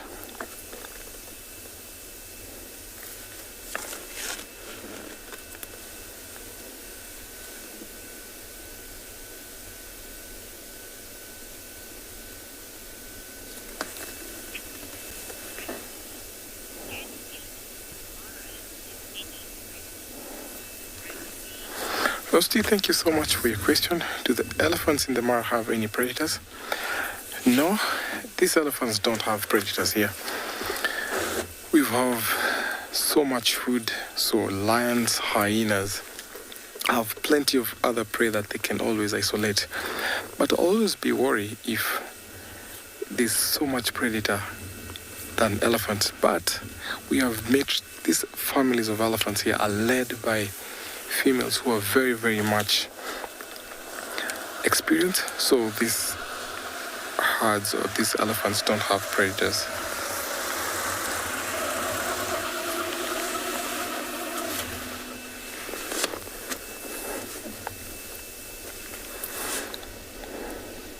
So actually the success of an elephant family depends on the matriarch. They have the experience, they have the ability to take them out of danger. They know which routes to take as they're going to forage. Even when they're crossing the Mara River, sometimes I've watched when they have tiny calf, you see them placing or putting the young calves in the middle as they watch over for crocodiles. So the dependency on the big matriarch actually tells when you look at an elephant herd.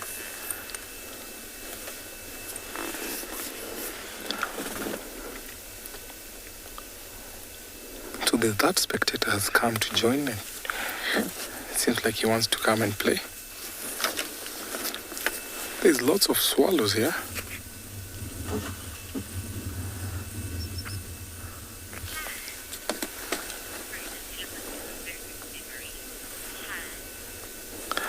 Elephants have a very good memory. Very super nice, good memory.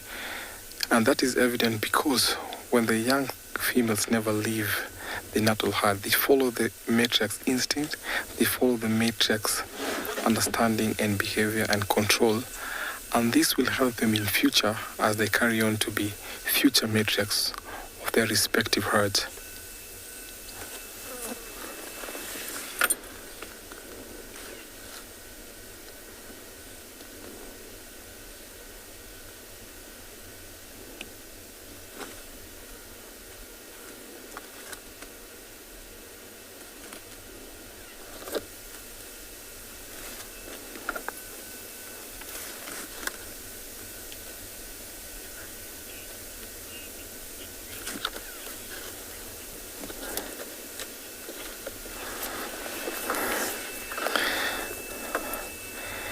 This is very interesting and I like how they're playing. Let's just take this moment and watch as these two bulls take on each other to play as the swallows fly over them. They also seems like they're spectating too.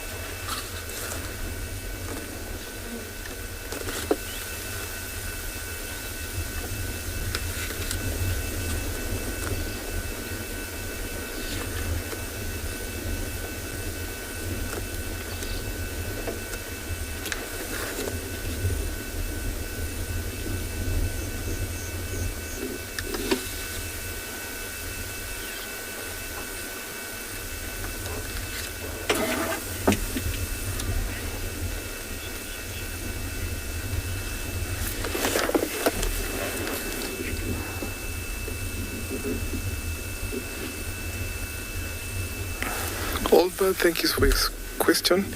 These are the migrant swallows. These are the barn swallows. So at this time of the year, we find that we have lots of migrants. We have the bee eaters, and this is one of the migrants. These are the barn swallows.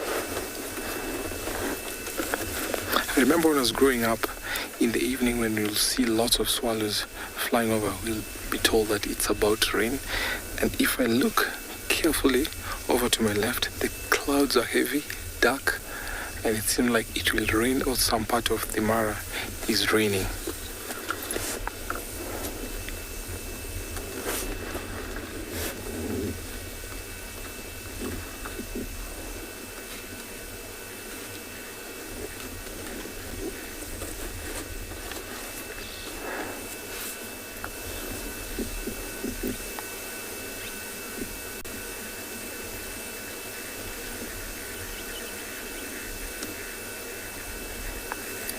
So even though these two youngsters will become big bulls one day in future, they have to learn that once they've left the natural family unit, they have to come across these big bulls that sometimes will dominate because of rank. The older bulls need respect. The size and strength of these bulls is also the controlling factor. So sometimes when you come across big bulls, we all watch on the periphery and find younger small bulls.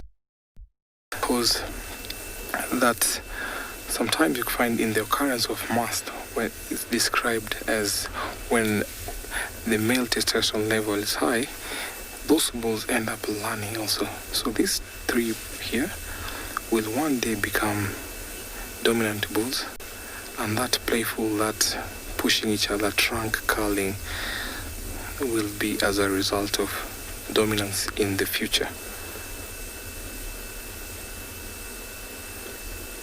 Oh, lots of swallows there. So because of elephants walking, see, that is very also important to learn that since they are fighting and playing here, as the elephants are walking and pulling off the grass, those small insects and flies is what these swallows are taking advantage of.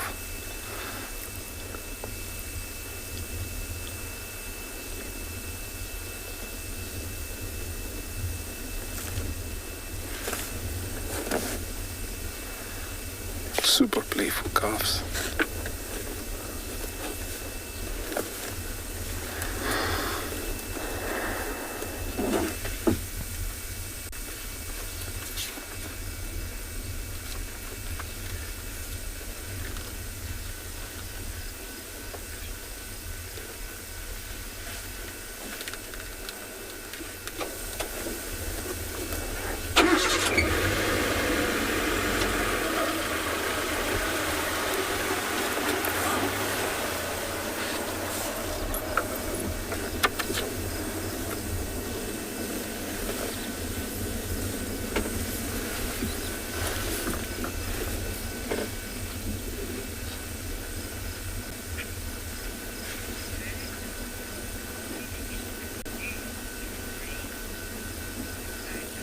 Virgil, thank you for your question. What do elephants do when it rains?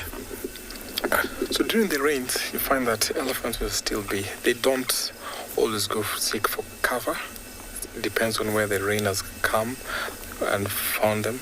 So if they're in the forest, they still remain in the forest, but they always stand and face over at the opposite side, because sometimes in the open area you find that the rain is too strong on their faces, so they'll always turn around and just stand and wait for the rain to pour at them. But the youngsters sometimes are always put in the middle or the center of the herd, where they'll be shielded or sheltered from the rain.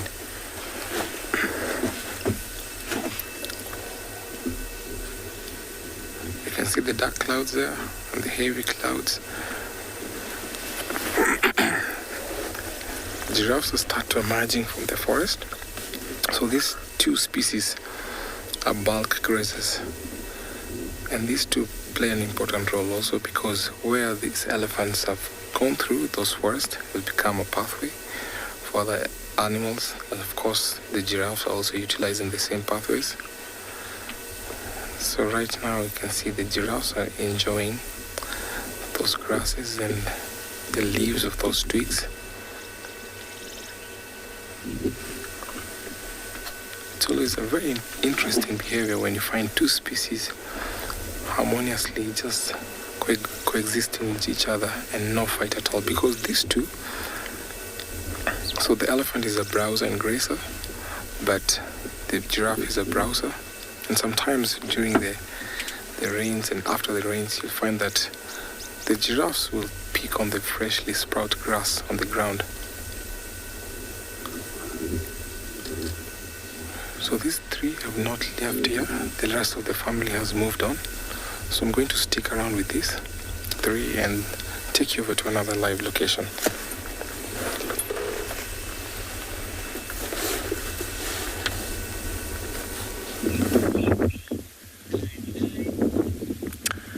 Right, welcome back to andBeyond Phinda, and look how this elephant bull is being dwarfed by a massive fig tree here. It's quite impressive to see how the largest land mammal on earth can look so small compared to this tree. And we found this elephant bull on the move. He was slowly walking towards a big forest of fever trees, which is just off to the right of screen. And he seems to have stopped to pause and feed a little bit in the grass. If you have a look to the right there, you can see that there's that grove of fever trees full of very delicious and nutritious green leaves. Elephants absolutely love fever trees, so I'm sure that's where he's headed to. And now he's actually turned to look at us. I think he's just noticed us, actually. Looked at us, flapped his ears a bit, got a bit of a fright. How long have you guys been watching me for? And he's gone straight back to using his trunk to sniff on the ground for something that could possibly put in his mouth. Maybe some seeds. Maybe there's some fruit that's fallen from that tree. But he's in absolutely no rush. Just feeding very slowly. So look at those ears that you can see now, filled with, so if you have a look at the back of them, there's huge veins that are very, very close to the surface of his skin. And on a hot day like this, he'll use those ears to flap like he's doing now. He'll flap them to pass air over those veins and cool down the blood in the veins, which will then be beaten by his heart all around the body. So essentially those ears are a massive radiator. Even holding them open like that with a slight breeze would help tremendously to cool him down. So I think in between those little bushes he's actually found some shade as well. So Denver's got a good question. What does it mean when elephant bulls go to must? So it's only the bulls that go into must, Denver. It's a state that they go into where they are heightened in terms of their sexual hormones. They feel a very great urge to mate because their hormones spike, and they spend that period, and it can last from a few days to even a few weeks where they are in must. It can last for a very, very random amount of time, but they'll spend that time looking for females. They'll get onto the scent of a herd and they'll follow that herd until they've mated with as many females as they can. And during that time, you can tell how an elephant bull is in must by a few things. They often stream from their temporal glands. There's these two glands on the side of their heads, just by their temples, that will stream liquid, or it's called there's a special name for the liquid that comes out, but you'll see streams of watery liquid coming down from those glands. They will also stream and dribble from their penis constantly. So if you see where an elephant bull that's walked, who's in must, where he's walked, you can see a trail of watery dribble that follows him as he goes.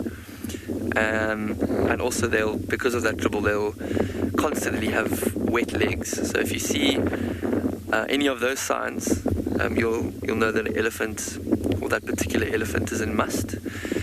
And it's a better idea to stay a little bit further away from those bulls because they do tend to be a little bit more grumpy.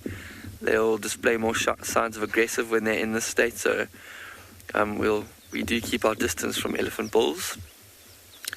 And then when they go out of must, they go back to normal. They'll forget all about mating and they'll go off and leave the herd of females and calves and hang around by themselves or with other bulls until the next time that they go into must again. As they get older, they'll go into must fewer and fewer times and for shorter periods, and spend more and more time on their own. But this bull, having a look at his forehead, doesn't look like he's streaming any secretion from his temporal glands. We haven't seen his legs, but I don't think he's in must at all. He's very relaxed, not showing any signs of wanting to follow a herd of females. If he was in must, you'd expect to see him walking with purpose, trying to find scent of a female on the ground. He'd be walking with his trunk on the ground sniffing, and when he finally picked up a scent of a female that is in heat, he'd be able to tell which females are in heat from that particular scent, and he would pursue the females that were actually in estrus. He would leave the females that have calves alone, and he can tell all that by smelling the urine of a female and the hormones that are contained in that urine. Amazingly clever animals.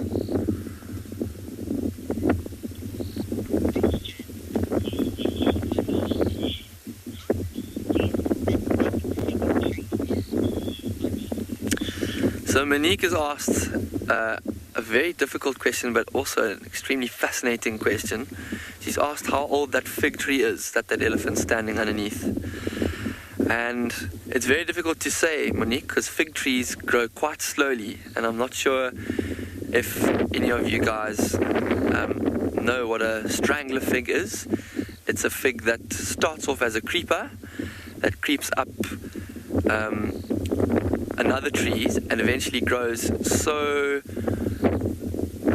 ferociously around that tree that it actually takes over the tree and strangles it, and its leaves cover the leaves of the host tree, steal the sunlight for them, and eventually the host tree dies and the strangler fig is left intact, and that's when it's actually mature, like it is now, an adult fig.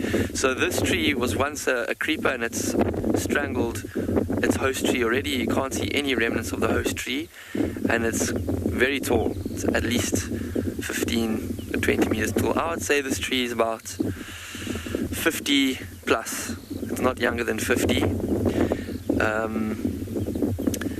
And you can see on the bark, or actually on the trunk of this tree, the figs grow right on the trunk. They don't grow on the stalk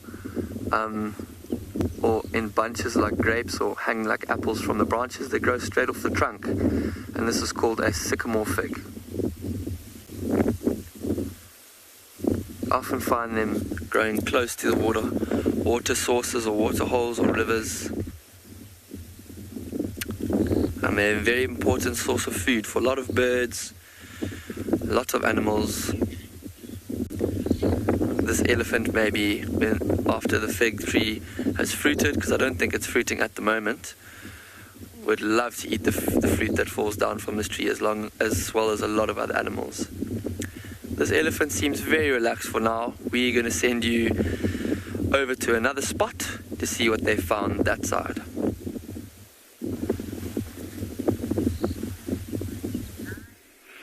Welcome back to Tswalu Kalahari. I mean, this morning, these cats gave us a workout and a half. And as anticipated, we thought they would still be in the vicinity this afternoon. They are a little bit more relaxed than this morning. Obviously, this morning, the mother was looking for something for her to feed on and probably for the youngsters to also start nibbling on a little bit of meat. But for now, it's still a little bit warm. They are under a shade. They've moved a little bit from where we left them this afternoon, so trekking wasn't that difficult this afternoon. I mean, just look at the beauty that we have right there in front of us.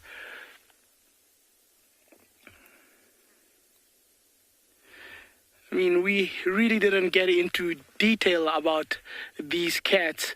The last thing I remember discussing was how the nails stick out.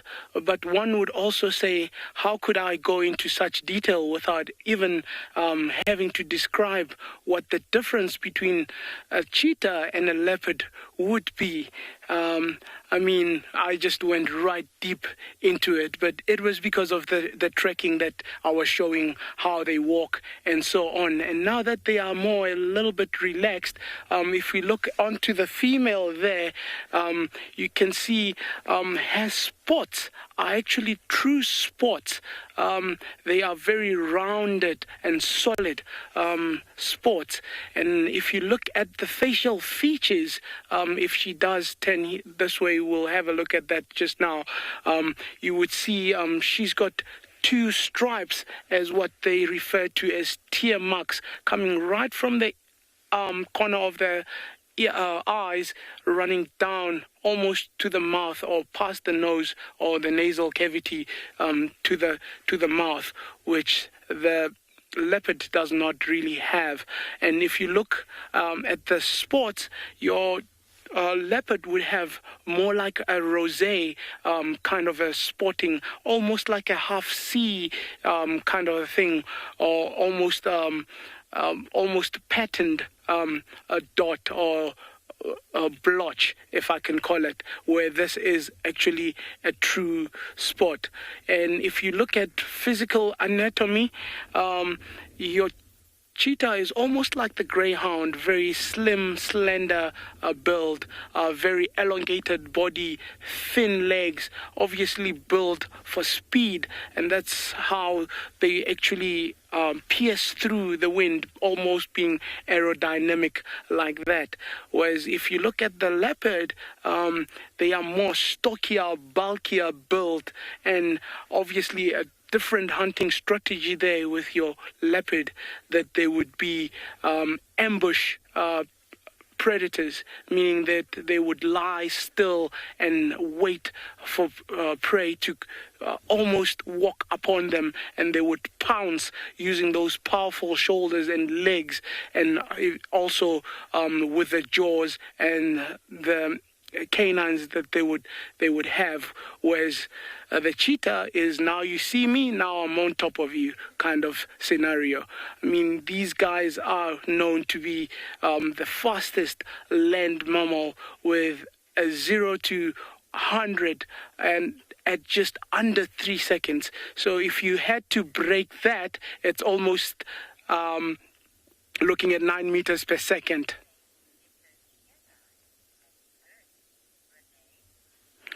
Renee, it's a very good question asking that. Do they get those tear marks at birth?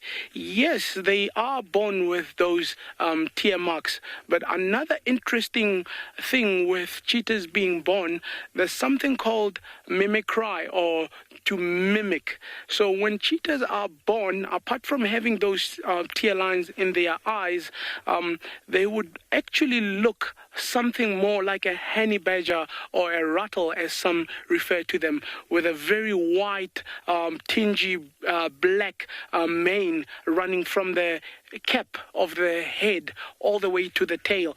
And as they get a little bit older, like these guys at about 4 months, 3.5 months, they start losing that coloration, and you actually start seeing the spots actually starting to form.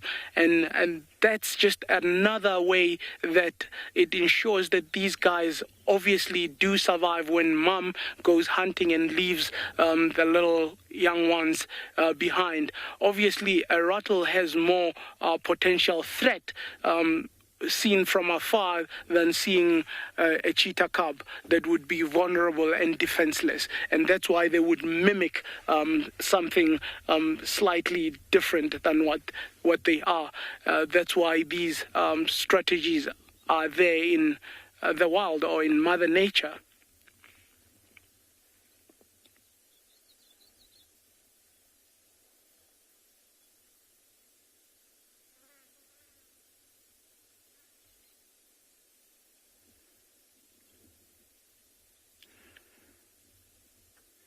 See how she's kept her head up, just listening out. Look at the movement of the ears there. Every now and then pointing them to a different direction. And also the way she's positioned herself, if you look closely, it's almost like a game path going past where she's lying. So it's not just lazily lying around. Everything is done with a purpose. There's specifics involved in how she's positioned herself. And not too far from where we are is actually a watering hole. So that could be an interleading game path, a well-known traveled game path by general game to and from the waterhole I'm talking about. So everything very precise. It's not just coincidence. Look at that fluff. The young one just stood or turned. You can still see that tinge of black on the back.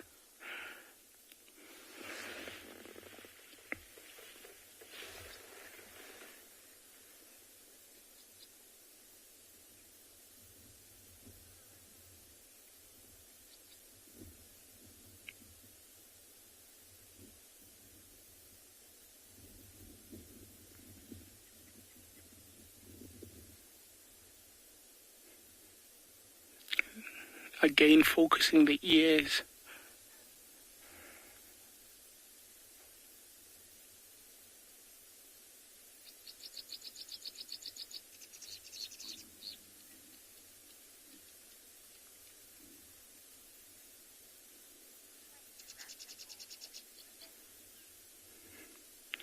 Alright guys, we're gonna stay with this female a little bit and see what she does in the next few moments. But for now, I'll send you off to another incredible location. How cute are cheetahs? And one of the fastest land mammal. Now we've come to our largest land mammal, and those two seems like they want to go on a play. Trunk wrestling. See the trunk curled on the other one's mouth. I think this evening has been served with lots of pushing and running, tossing each other, the trunk wrestling.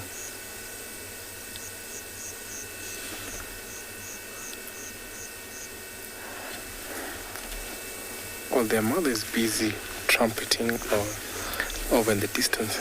Oh, there's a topi who's running up here.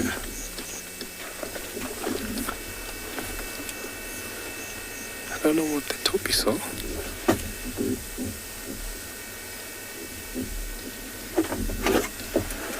Look at that run. Okay, getting ready to jump, and off you go.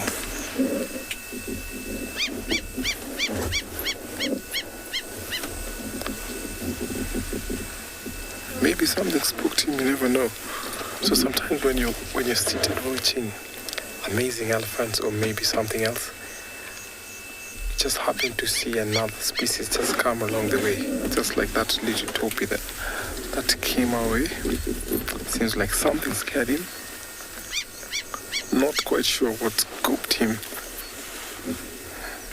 Giraffes are slowly emerging out of the forest. I can hear over the distance tropical boo-boo duetting. There's lots of birds activity here. We've seen the barn swallows. And also, the Mara serves as a very good place to see migrants. At this time of the year, we find lots of migratory birds from the Palearctic region, Asia and Europe, who come all the way to East Africa and heading further down to the Southern African region.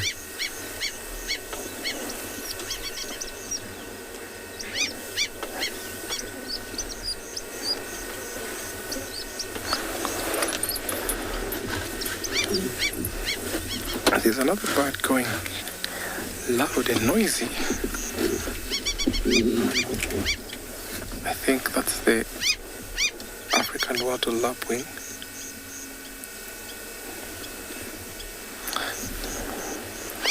So these birds are terrestrial nesters, and they always lay their eggs next to water courses. Like you can see, it's close to running water, or sometimes on the sides of the road.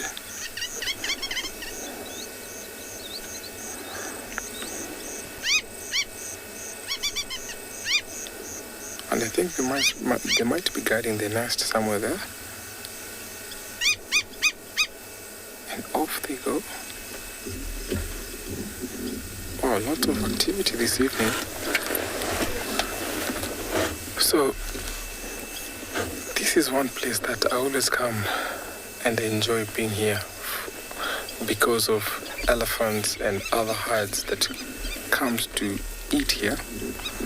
And of course we have the riverbed who have their cubs somewhere around here. So at that time of the day it's cooling off, and I'm still going to find our lions who are a little bit sleeping before we got here. So as I watch these elephants playful and other grazing, let me take you over to another live location. Sure. We have been doing exactly the opposite of Tim here at andBeyond Phinda. We have been driving all over the show to try and find some animals for you to have a look at this afternoon. And we have eventually found this elephant, and we are going to stick with him because he is in good signal and he's being very, very, he's playing ball with us this afternoon. At the moment, the wind is picking up a bit. So he's in amongst these bushes, trying to kind of get away from the wind. So you've got a very good question, a very difficult question as well, from Chad. And he says, or he asks, how far can elephants hear? And I suppose it is a little bit circumstantial. It depends on how loud the noise is that they're listening to. Also depends on the weather conditions. Like, for example, now the wind would muffle his hearing quite a lot, and he wouldn't be able to hear as far or as much as he would in clear conditions. But elephants do communicate over extremely long distances vocally with a bellow that they emit from their stomach. So they make these very low frequency bellows from the pit of their stomach, and they can communicate with elephants over 10 kilometers away.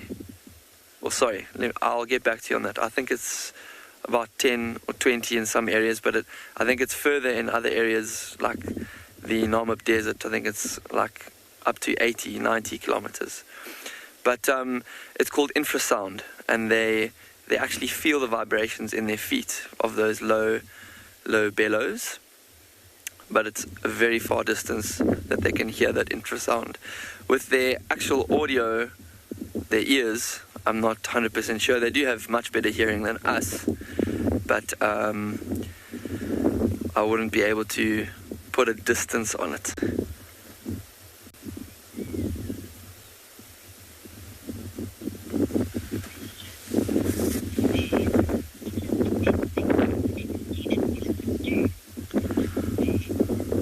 So Stuck in Bed has asked, what is the best thing I've seen an elephant do.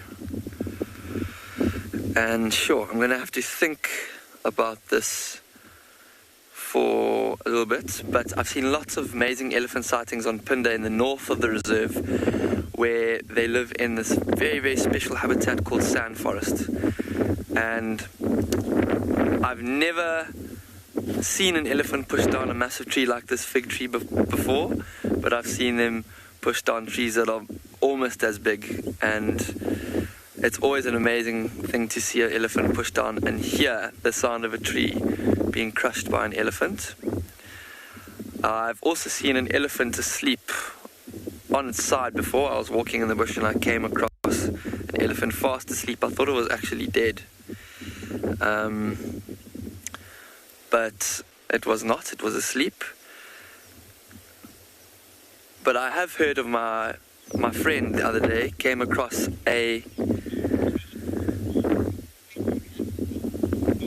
my friend actually came across an elephant placenta. He actually watched the elephants give birth, but he didn't see the elephant sort of baby come out. All the rest of the elephants went around the mother and protected her while she was giving birth, and then when the baby was born, they kind of escorted her away in a small little battalion away from the placenta. And then when they went to discover what had been going on, because actually I didn't even realize what had happened, they found the elephant placenta. So they actually witnessed an elephant giving birth and the whole herd taking part in it, which must have been unbelievable to see. But yeah, every time I spend with an elephant, I really, really enjoy. So we're going to spend some more time with him, and we'll send you off to see what you can see at another live location.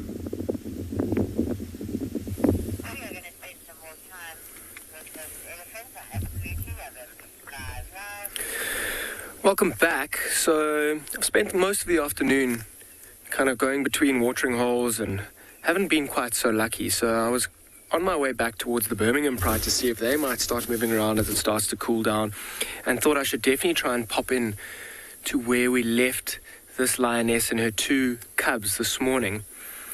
They also seem to be flat and out at the moment, ears flicking. You often see a little flick of the tail every now and then as well. Trying to get rid of some of the flies and insects that might be buzzing around their ears. This is the young male that we've just zoomed in on.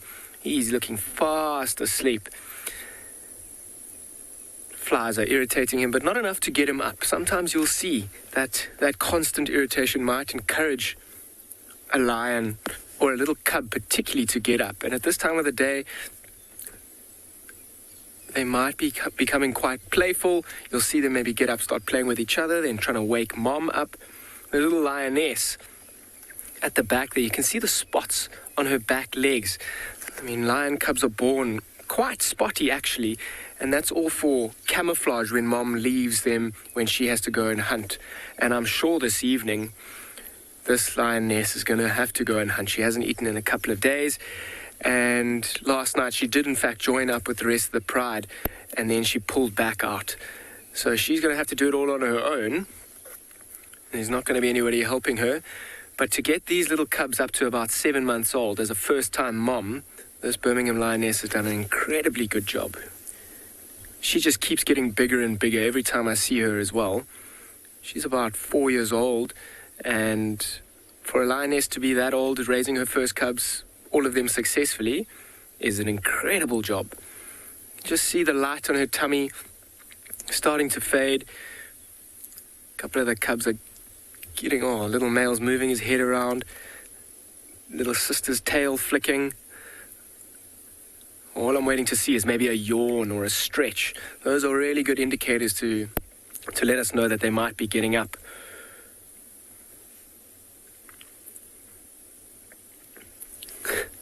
He even saw some of those flies moving around his face there. I don't want to wish any bad luck on him, but let's see if those flies can irritate him enough to make him stand up. And you'll see once he is up, he might look for anything to get his attention. Probably his mom or his sister. his mom might just shrug him off. He may even go and try and suckle from mom. They're not completely weaned off yet. However, she is in the process of trying to stop them suckling. So she may get a little bit irritated with them once they try and go in on the teats. And once they do try and suckle, she'll kind of stand up, give a little snarl, move away, and maybe lie down again, kind of saying, this is not the right time. I'm going to try and keep you to eat, try and get you some meat later. Beautiful scene. I mean, mom and two babies just taking it easy. You see how close together they are. They've developed these super strong bonds. With them being down like this and only a few flies getting movement out of them, I think what I'm going to do is I'm going to let them stay here, and I'm going to go towards where we left the rest of the Birmingham Pride this morning. The light is beautiful, and it's getting to that time of day when they might start getting up and moving around. Well, yeah. Welcome back to this side of the Mara, and this is just a spectacular moment for me. I hope you can see why. It's just about sunset, and I've come across this huge herd of buffalo. It's one of our biggest in the Mara Triangle, and it's just beautiful to see them as the sun says goodbye to a beautiful day.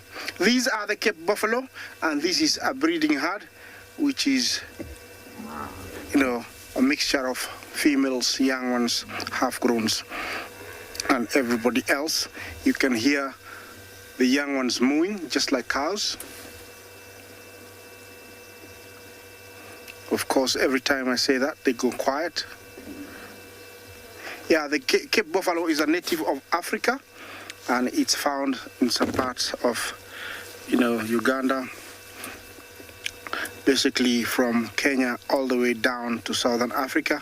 It's very, very abundant, and herds, range from, 50 to over 1,000 in different places, like the Tswalu Game Reserve in Tanzania. There I've seen very big herds. Botswana, I've seen very, very big herds. Also in Uganda, they are very big herds, but normal size is around 150. Well, this is an animal that, it's a herbivore, grazes a lot. Usually it is fast affected when conditions are bad, like when there's a drought. It's the first one to be affected because basically it feeds on grass only and needs lots and lots of water. And so anywhere where there is plenty of water and plenty of grass, it thrives and does very, very well. Of course, it's got very amazing hearing, and that's why a few of them are making sure that I don't get out of the vehicle. They are never friendly with the vehicle, and they will never be friendly with vehicles. It's just their nature. They don't like, the sound of human, and because it's coming out of the vehicle, they are always very alert. Remember to talk to us, #WildEarth. Question, comments are really, really welcome. And during the night, when it's cool, that is when they are actually very, very active, and then very early.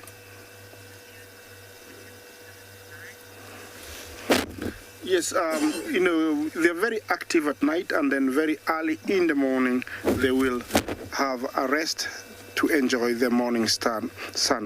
Well, update about our cub with the Olololo lioness. No panics. She was very well with the mother, and afternoon it's not a very good time for me to go and see her because I knew she was going to stay in the lager for the rest of the afternoon and evening. The best time is early morning, so I'm gonna be going again tomorrow morning, see if I can find the little lucky cub. But they were very, very fine together with their mom. No injuries, no broken bones, so they were very, very okay. Okay, I'm gonna let you enjoy this for a few minutes, and then I'm gonna move on.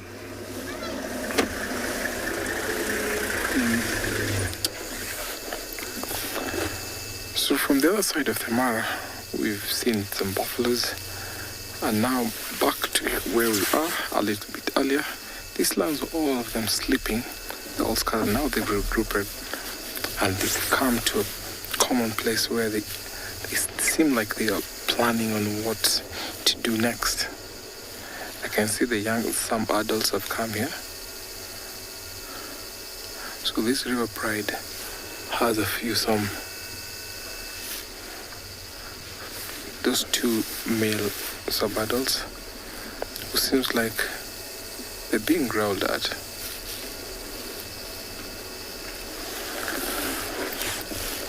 It's getting cool, and I'm sure that's the time of the day when lions will start to be active.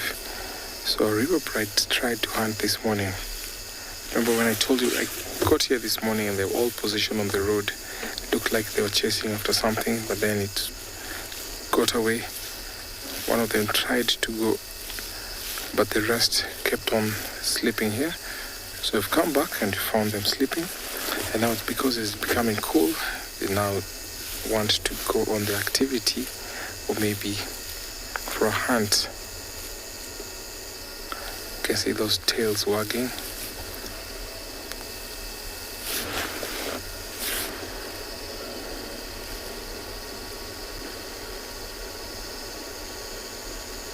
I've seen these lions hunt, and I tell you, this is one of the lions that I know after, when watching them and they go after something, I definitely know they will get it. So it will be nice to see what will happen if they start being on the move.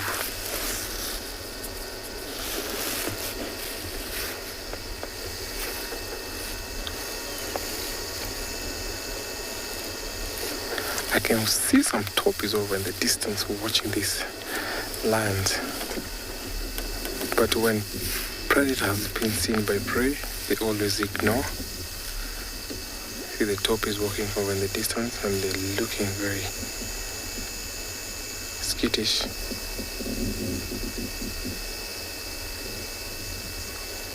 I'm going to hold on here because these lions seems like they want to be active. See what's going to happen as I take you over to another live location.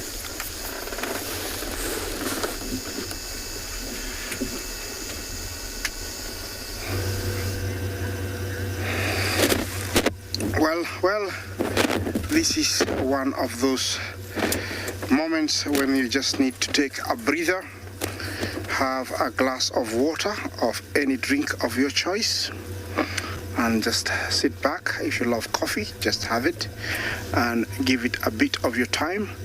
And so in that case, I'm gonna give you maybe a minute or so of some quiet time so that you can enjoy this beautiful setting that I have here. Starting now.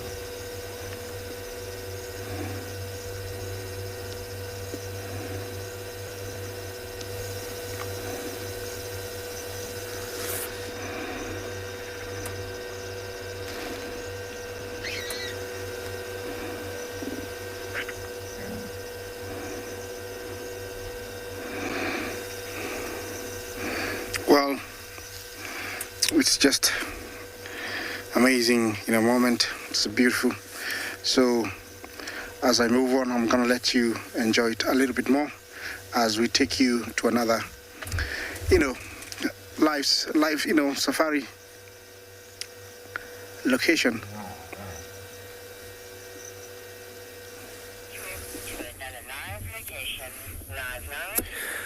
Well, I'm also looking so forward to our sunset over here, and on our way towards trying to relocate on the Birmingham Pride in this beautiful light, which we just short of sunset now, we found a lilac-breasted roller. I know this is one of the more popular and favorite birds for lots of South Africans, and seeing them around is so fantastic, particularly right at the top of a bare branch in such beautiful light.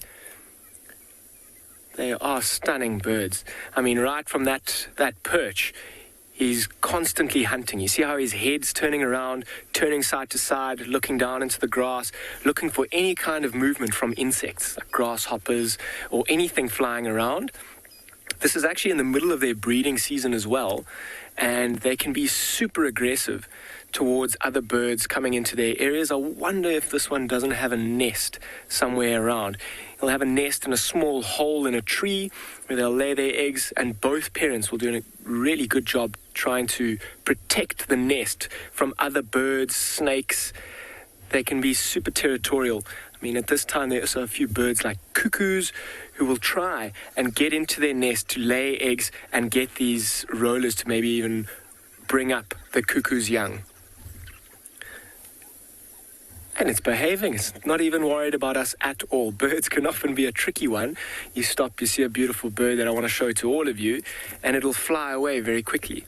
But this lilac-breasted roller seems to be enjoying the camera, enjoying the light, and I think he's just like us. He's going to enjoy the sunset shortly.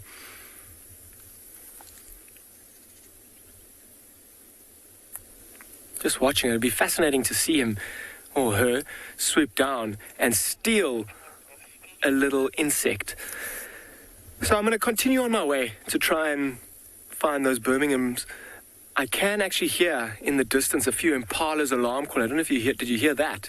There are a few impala alarm calling almost exactly where they were this morning. I'm sure those impalas are watching the Birmingham Pride. So don't go too far.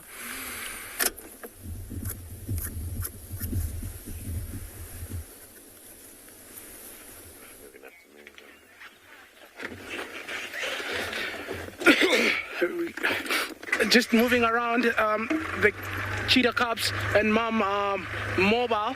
Mom seems very interested in northeast direction, so I'm just gonna try keep up.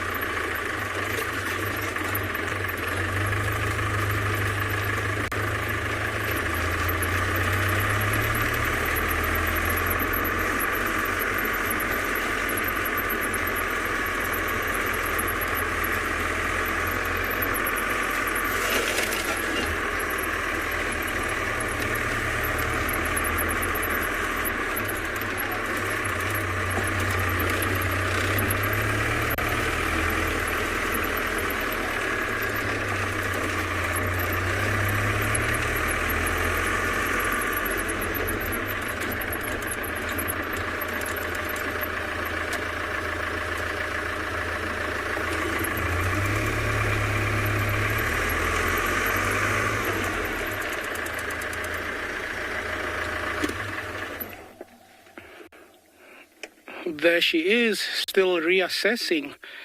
She definitely did hear something this side. The cubs could be a little bit of a problem if she does start hunting with the speed that she can reach. So let's see what happens, but she is definitely hearing something this side and really following up. She really needs to make a kill very soon. So let's see what happens. Still stalking. We'll get her view in. There we go. Just behind those bushes. Listen to that. The little one's calling.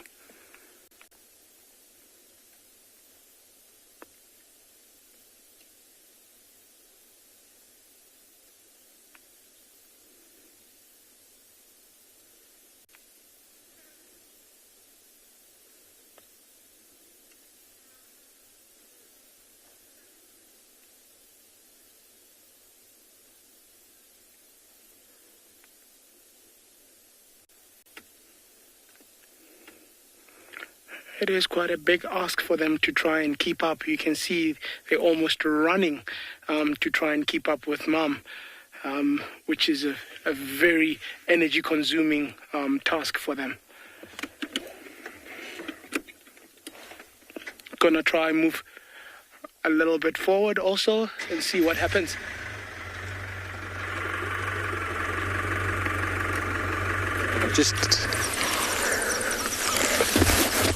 Hello everybody, well we're up on Buffelshoek and we've just caught up with one of the landowners, Hunter's Moon, who's had a puff adder in their camp. Davy has caught the puff adder, so just a bit of a puff adder release at the moment. Obviously we don't want these snakes in camp, so better to go put them out in the environment. Have a look at this little fellow. Remember, these are extremely venomous snakes, but they're not out to get you. Look at that camouflage in the middle of the road. He's not here to harm me. He believes his camouflage is completely invisible. It cannot be seen. That's what they think. And that is the reason why they bite so many people, purely because they camouflage. Even if I move towards him, he doesn't react like most other snakes that will move away. I'm good, thanks. So most other snakes will actually move away at the vibrations on the ground, but these guys think they are so camouflaged, which they are, that they can't be seen. And so they get stood on a lot. And so many people get bitten on the ankle, as well as many women and children in Africa on the wrists and arms for harvesting firewood. You can imagine one of these guys hiding in a little wood pile. You're out in the bush picking up wood, and this guy hasn't moved away, and you got to grab it and zick on your wrist. But I think he's quite shy. Very, very shy.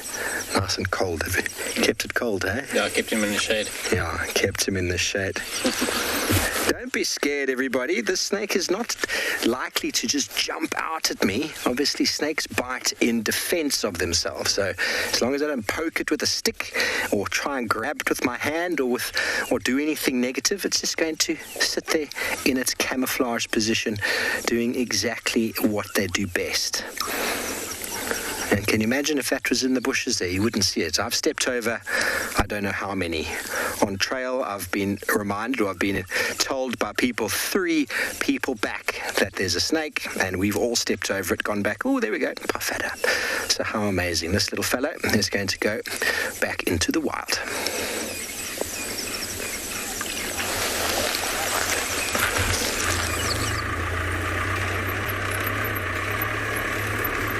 Guys, we're still following up on this female cheetah. She is spotted on something. We're just keeping a safe distance following. We think there might be a pursuit. So let's just keep this safe distance and see what happens. Obviously, we will give her preference if she does pursue with a chase. And once she's on her prey, that's when we'll make a move in and see how she finishes it off.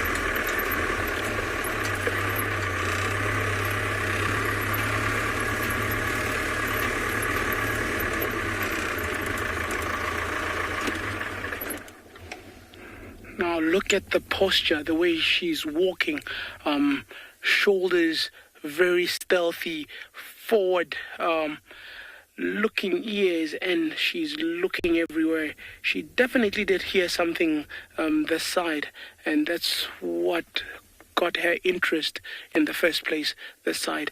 But her body language just says, I want to hunt, and that's all that's in her mind.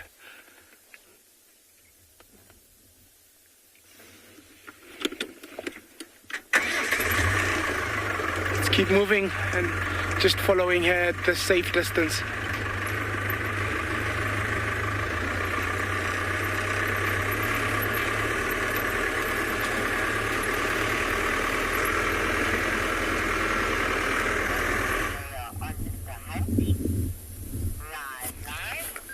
I wish those cheetahs well on their hunt. We've come back to where we left that male, that Ross male this morning. Remember, he had an impala carcass with him this morning. I think I can't see any remains of it whatsoever, but I can see an incredible bulge in his stomach there. And he actually looks quite uncomfortable, how heavily he's breathing. Look at how his head is rocking from side to side because of that heavy breathing.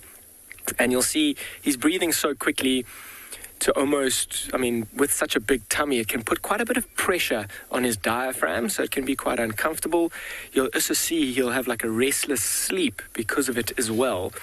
You'll see him kind of like stretching legs or rolling over, lying on his back, opening his back legs, trying to find a comfortable position, which can be quite tricky when you've got so much food in your stomach.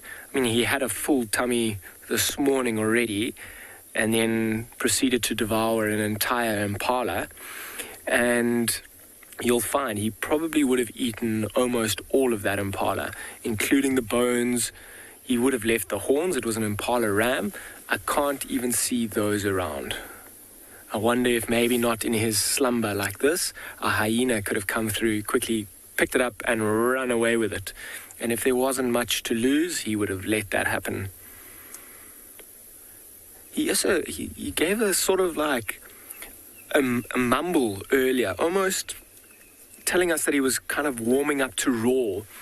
The sun is almost set. It's a beautiful time of the day, and this male will roar on occasion, often in the evenings at this time of the day, to try and advertise his presence. And he'll advertise his presence towards anyone around. That includes me, other animals, other lions particularly. And I don't know if you can see on his face, it's a little bit tricky from the side, but he's got a wound, quite a bad wound on the other side of his face. Now, he very likely would have sustained that wound from fighting with other... Rutherford, I completely agree. It's exactly what I was about to go into. A battle wound for sure. So if he is advertising his presence by roaring, and some other lions, particularly male lions, hear that, they will come in if they dare, and when they do, they'll have to fight against this lion. He is here to defend his territory and will do so with his life. He's got cubs, as we saw about 20 minutes ago, and his best job at protecting those cubs is to prevent other lions coming in. If other lions do come in, they will kill those cubs. So he will defend them with his life. They are his cubs, and that's how he passes on his genes, and the survival of the fittest continues. You can see, this is the first time I saw that wound this morning. It looks quite bad and deep, but I think it's still quite new. In a place close to his face like that, you'll often see him licking his paw. I wonder if he won't do that and try and wipe that saliva that he's put on his paw into that wound to try and keep it clean. Remember I was telling you, uncomfortable, big heavy tummy, legs wide open. It's quite a proud position, wouldn't you say? Roll right over, struggling to find a comfortable position with such a big belly.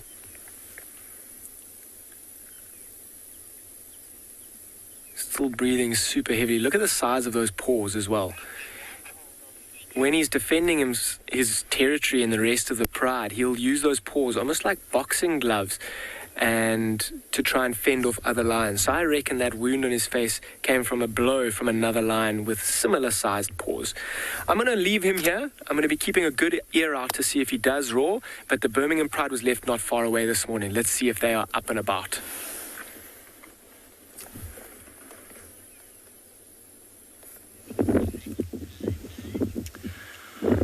I hope Dan manages to find the rest of that lion's pride. Us at andBeyond Phinda have come across another white rhino bull. In fact, I think it's the same bull that we saw right in the beginning of our show. The one that was resting next to that small pond of water and then got up and started to graze. And now it's actually moved quite a distance away from where we first saw it. It's moved about 2 or 3 kilometers, and right now it looks like it's just sniffing on the ground. It doesn't look like it's feeding much. It feeds now and then. It'll graze, but also it's quite actively sniffing out the scent of something or someone on the ground. I think he might also be on the scent of a female rhino, and that may be why he's walked so far.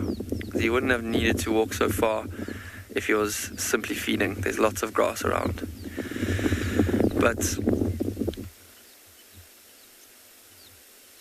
at the moment, he seems to have paused, and maybe he's found an especially delicious patch of grass, and he's slowly beginning to feed again, not moving in such a purposeful direction anymore.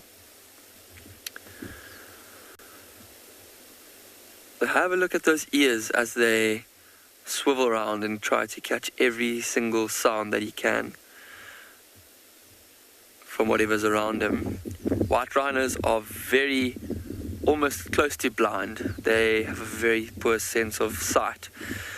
So they rely very heavily on their sense of hearing and smell. So that's why those ears are constantly swiveling, just straining to pick up every sound that he can. At the moment, I don't know if you can see all the branches and trees moving. There's quite a strong breeze.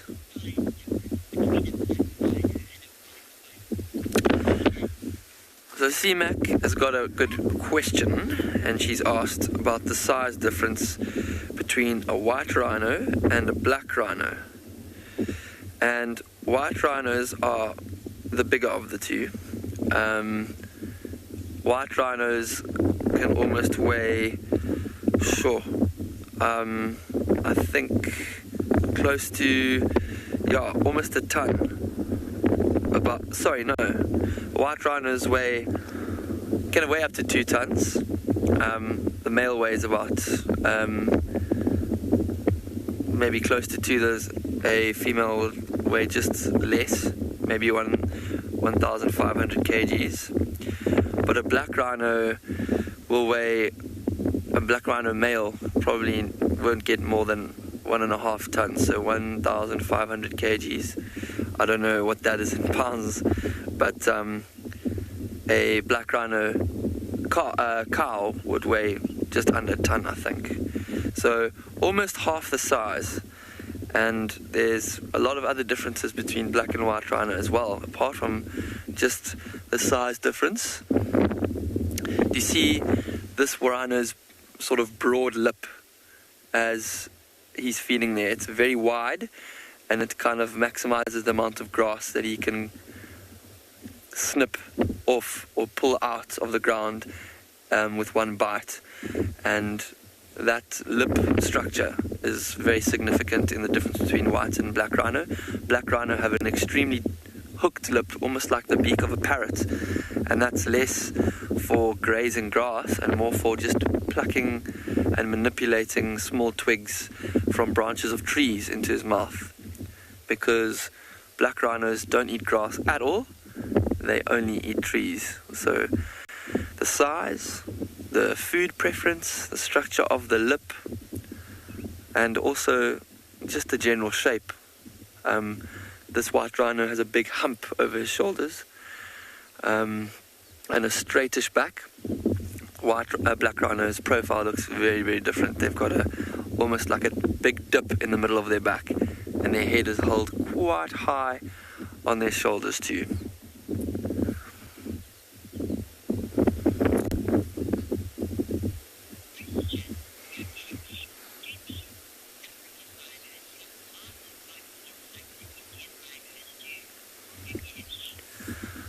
Yogesh has also another question to do with these rhinos, and it's, do these African rhinos have armored bodies like Indian rhinos? And I'm not too sure exactly what the armor of the Indian rhino is like. I've seen pictures of them, and they look like they're very tough, and they've got almost look like their skin is toughened into sort of leather. But these African rhinos, the black and the white, also have extremely tough skin. It doesn't quite look like it's armor plated, but that skin of a rhino is almost 7 or 8 centimeters thick. And see him looking at us now. I think he's just heard us for the first time because the wind changed. But the skin looks smooth, and it looks actually quite supple when you look at it. It's the neck muscle, the skin on the neck is quite soft. There's some soft wrinkles there, but it's very, very hard, very, very tough. And I've seen rhinos walk straight through thorn bushes, vicious thorn bushes, and past jagged rocks and jagged tree stumps, and they seem to feel absolutely nothing with that skin. So I think, to answer your question, they do have very, very armor-like skin. But this rhino is now walking towards the sunset. I don't know if you can see the sunset there, but we are going to send you off while we watch this beautiful scene to another live location to see what they have found for you that side. Welcome back to a sunset in Buffelshoek off of Kaayamanzi. I'm going to allow you all to just sit back and enjoy a few quiet moments.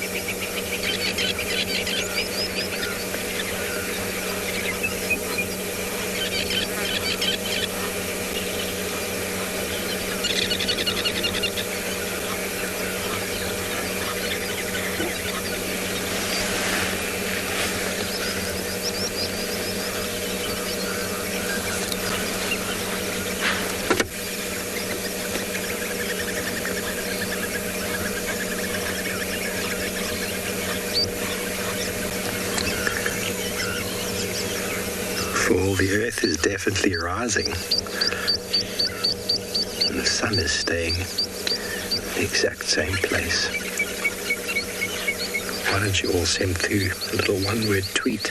Let me know how moments like these make you feel.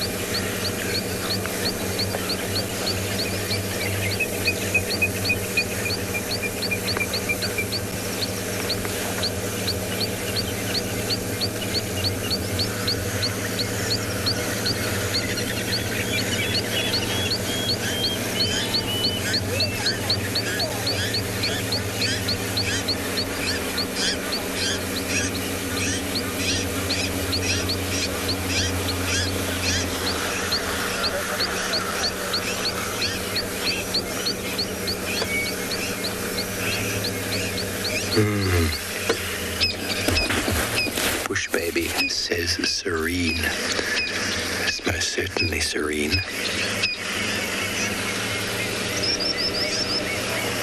What's your word, Theo?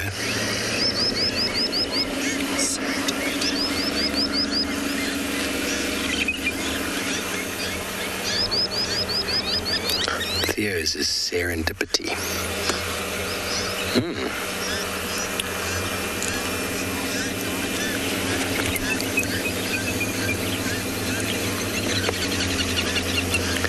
Magnificent.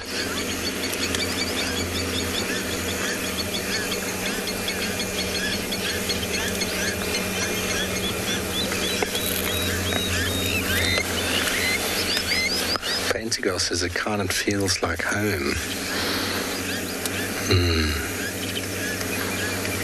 African skies.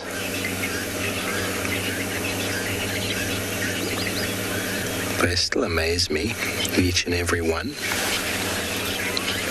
All different and unique.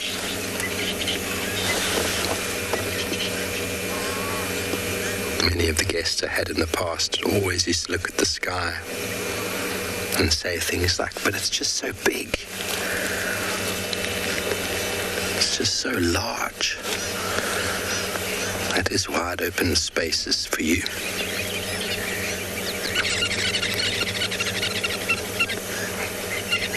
Beautiful, beautiful African skies.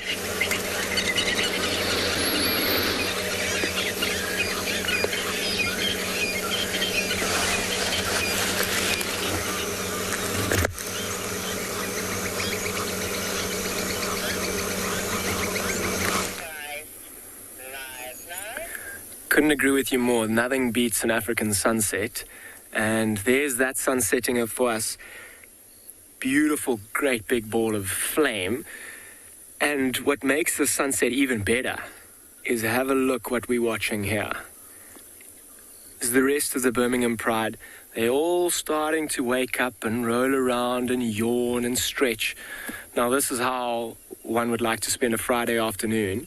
Sun setting in the background, watching lions and spending some quality time with them.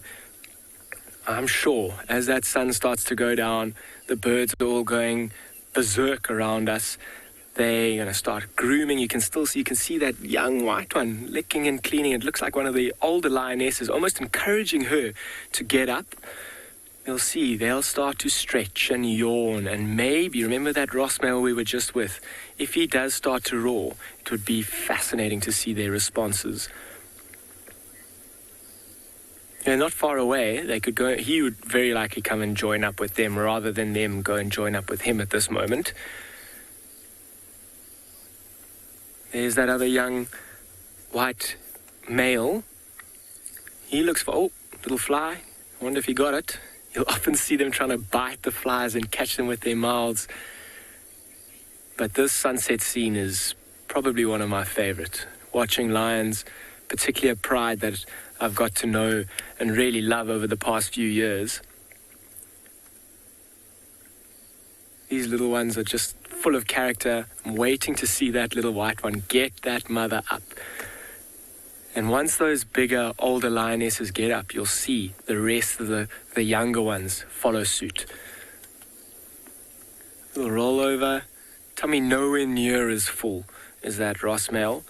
But you see, she's also opened her back legs, maybe enjoying a little bit of a breeze over her full tummy. In that process of trying to wake up. You know, it can be tricky in the mornings. In the evenings for lions, it can also be a bit tricky. Spent the whole day sleeping. Now it's time to wake up. Lots of grooming. I just love how lions want to always be touching each other. It's amazing how close they're all lying, how this one's licking and grooming the other one, particularly in a place which is tricky to get to. If they did eat something last night, there might be little bits of blood on the side of that one's face that this one's busy licking and cleaning off. Lions take seriously good care of themselves and each other. Reaffirming social bonds, which are so important and critical when hunting as a group. Communication and strong bonds makes for good hunting, and that'll make or ensure that these cubs survive if these females and the males can hunt successfully on a regular basis. Make sure they're big, strong, and strong enough to take out any competition that might be coming through the area. Now that's one of the lionesses we should keep our eyes on. One of the older ones, if she gets up, this whole pride will get up and follow her.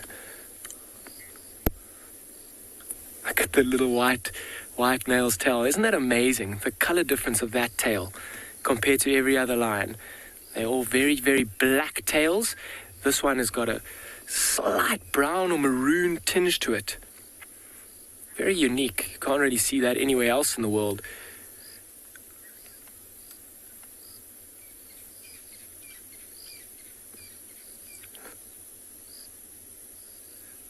The only one who seems like they're ready to go is this young lioness, the white one.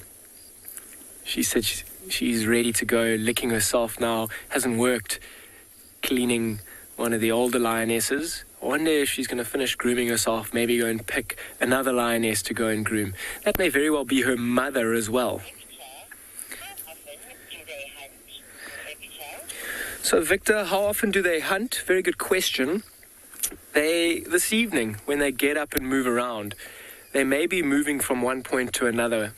However, along the way, they will be looking for any opportunity to hunt. Now, that may be from a small impala, which won't last very long amongst all of these lions, or a big giraffe, which might last them a couple of days. They may even rely on that Ross male to come in. And people always think that lionesses are the only ones that do the hunting. But the extra weight and strength of a male in a pride goes a long way to bringing down big prey like giraffe and buffalo.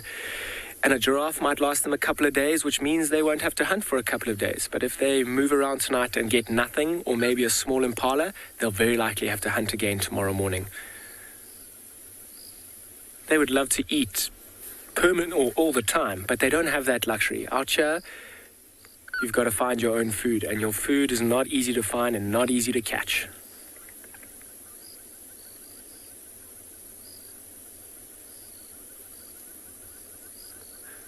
Fast asleep. I would love to see that white lion female, get up and go and rub her head against that white lion male. She's still the only one with her head up, listening to the birds.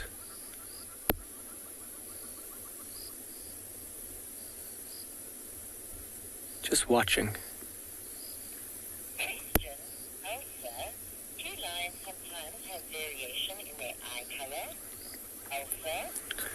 Also, do lions have variation in their eye color?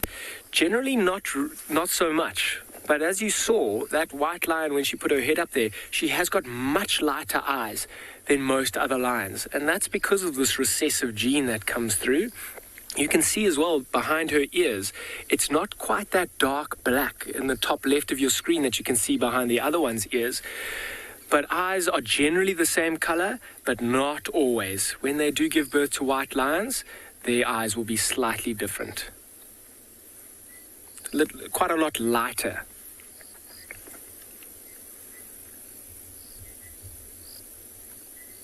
I wonder if she's not scratching something there, using her front teeth. Or maybe she's got a stick that she's playing with it. That head's moving left to right quite quickly. I wonder if we're just going to hear a quick snap and her pop her head up with a big stick in her mouth, or a small stick. But what a scene. The lighting's amazing. Watching the sun go down.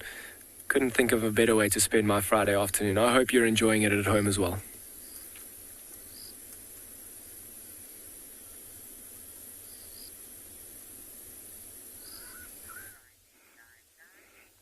Welcome back.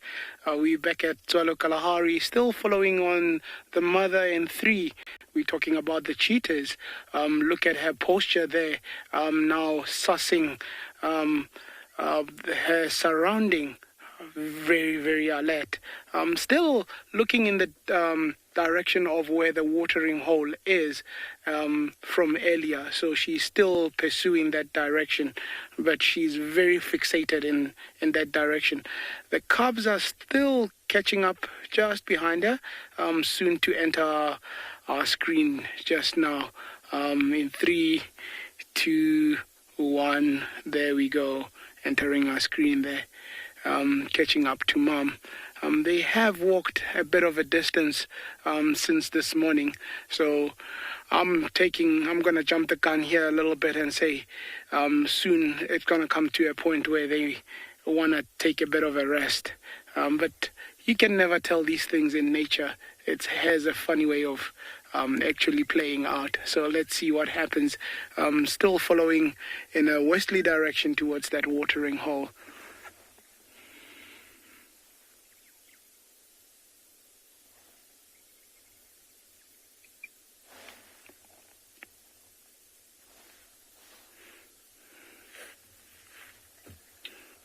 So yeah, Dave doing a very good job there.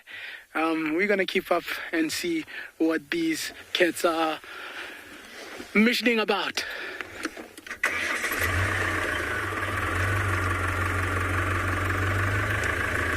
Should pop out to my left here, not very far from where we are.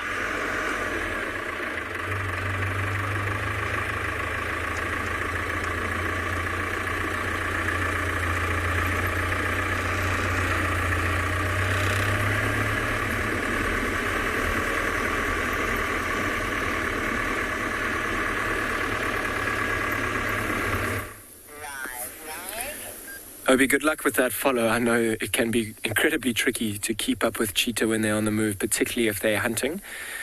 Luckily for us, we don't have to try and keep up with these lions at the moment, although that would be quite nice. Trying to follow 10 of them is a little bit easier than trying to follow one cheetah on the move. But it's amazing. Even in the past couple of minutes, the cloud color has changed, and it's quite amazing to think this morning it was raining out here. And now there's blue skies, sunset. It's really quite warm as well. And a lovely, lovely scene.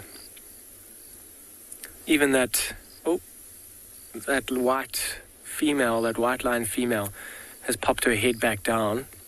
I think she's kind of lost interest and realized that everybody else is still fast asleep. Maybe she's going to try and take advantage of that and get a little cat nap in, as one would say. Head is up. One of those moments where you have woken up, but you can't go back to sleep. Listen. I must have just trying to listen to what she was listening to. It sounded like an alarm call of sorts. But you see how her attention changed? Because she's the one that's probably the most awake out of everyone here. That noise got her attention very quickly. Ears poked right in that direction. You can really see the color of her eyes now as well. Much lighter. Wish I could show you the color of another lion's eye, but they're all fast asleep at the moment. Oh, big yawn, big yawn. Up she gets. I wonder what she's going to do. Is she going to go find another place to lie down, big stretch, or is she going to go and try and wake somebody else up? Maybe like try and flop onto another lion to encourage them to wake up. She might even go and have a wee. Smelling up in the tree.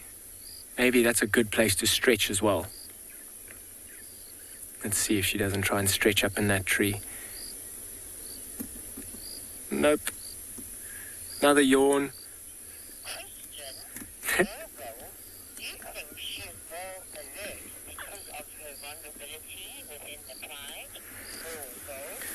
All gold, do I think she's more alert because of her vulnerability in the pride? I don't necessarily think in this situation, and the reason I say that is she's grown up in this pride and she's got the protection of the rest of the pride all around her. She's about to disappear out of shot here, unfortunately, but she's got the protection of everyone around her. I don't think she quite realizes how vulnerable she is, particularly because she's made it this far.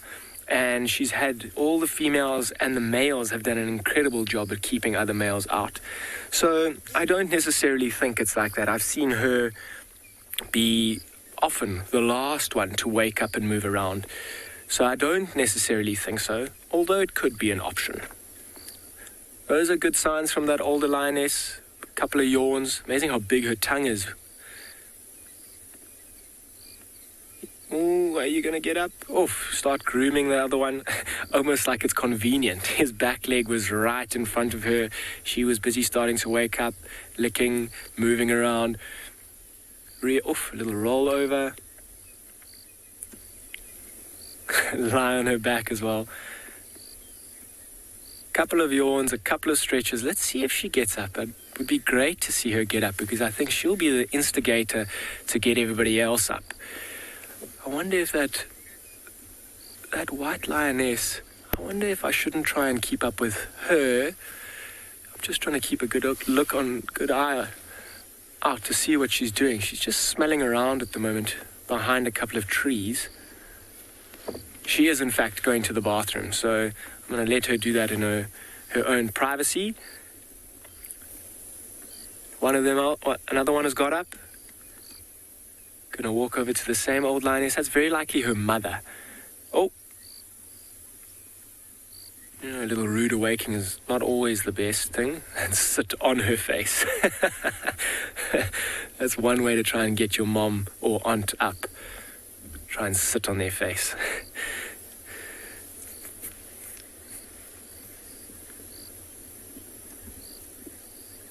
Catching flies. Look.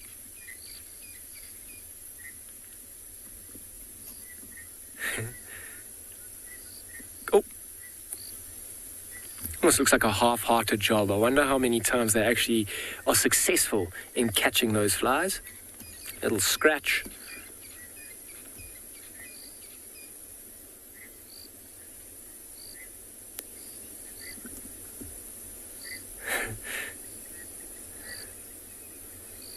Interesting to see. I really thought they were going to get up this afternoon. Maybe it's because they covered such a large distance last night that they were so exhausted now.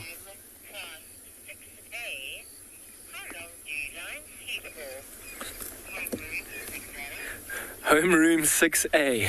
How long do lions sleep for? So you'll read in books that they generally move around for about 4 hours or so in a 24-hour period. So that's a lot of sleeping. However, nothing out here is set in stone or set in writing because they also often say that lions only move around at night, and that is definitely not true. Lions can move around the entire day, even when it's blisteringly hot. Sometimes they don't like to, and often they move around at night. But they can sleep for 4 hours. I mean, they can move around for 4 hours and sleep for 20 hours. Sometimes they can sleep for 10 hours and move around for 14. It all depends on the day. And particularly if they've got full bellies, they may spend, here we go, a little bit of activity, a couple of them getting up. But they do spend a lot of their time sleeping and conserving energy so that when they do move around and when they do hunt, they've got as much of it as they can. They don't have the constant food supply as the herbivores around here with lots of grass and trees around. So they have to work incredibly hard to catch their food, which means conserving energy is incredibly important. That one's also just heard something, poked its head up, big yawn, watching, listening.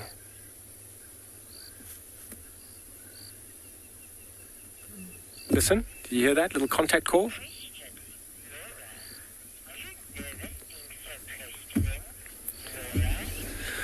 Laura, am I nervous being so close to them?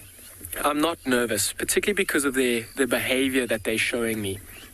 I mean, you've got to take everything out here from what's around you.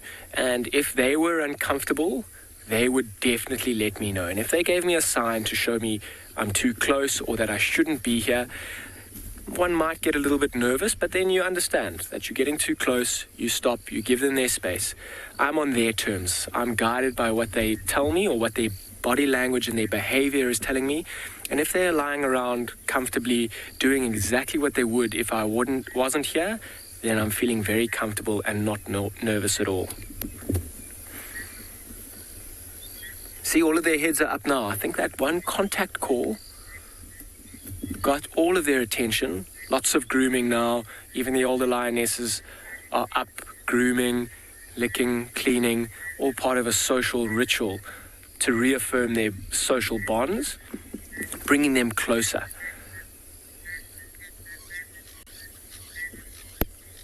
It's amazing. You can see when you zoom up like that and that white line is so close to everyone else, the difference in actual color. Oh, just going to keep quiet for a moment. I think I heard a lion roaring in the distance.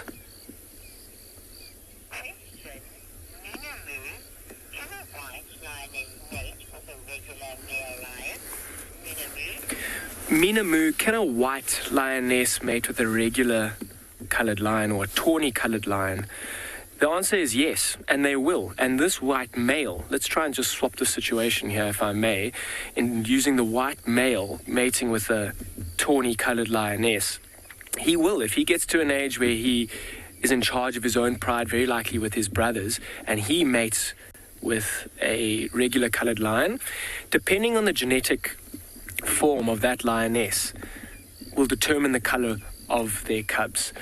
Because of the rarity of this white lion gene, if he were to mate with a regular coloured lion, the chances of their cubs being white are very low, actually, unless that other lioness has got the same recessive gene, because he will very likely produce regular coloured offspring. You see his moms and brothers are all normal coloured lions. He was born in a litter with 3 other normal coloured lions from a normal coloured father and a normal coloured mother.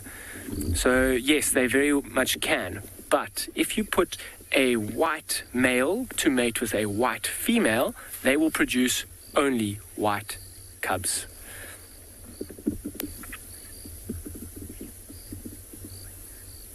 Little bathroom break. You know that feeling in the morning you wake up?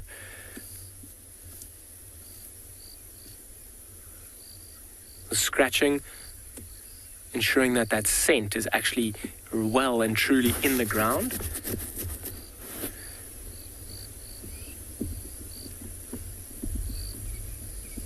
Off, down she goes. I thought that her getting up was going to get the attention. I mean, it's got the attention of everyone else.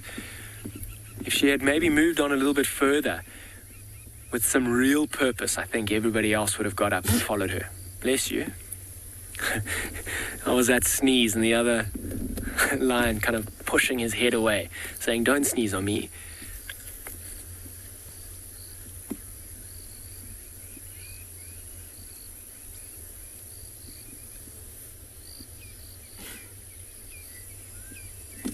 Oh. And the younger one's up. Big stretch. Little bath. I love how they just go towards one another. Look at how everyone's just bathing and licking and cleaning each other. So I'm going to continue to spend a bit of time here. The light is fading and getting a little bit cooler, but that's a good sign. I mean, all their heads are up. A few of them have got up, gone to the bathroom, thinking about moving around. I'm going to spend the next few minutes here seeing if they do, in fact, get up and move around and which direction they go.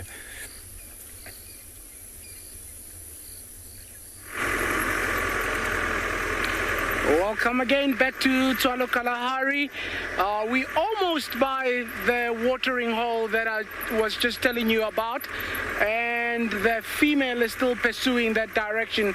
We should actually be in line with her in the next 30 seconds or so, and see what she's up to, but still pursuing the direction of the watering hole.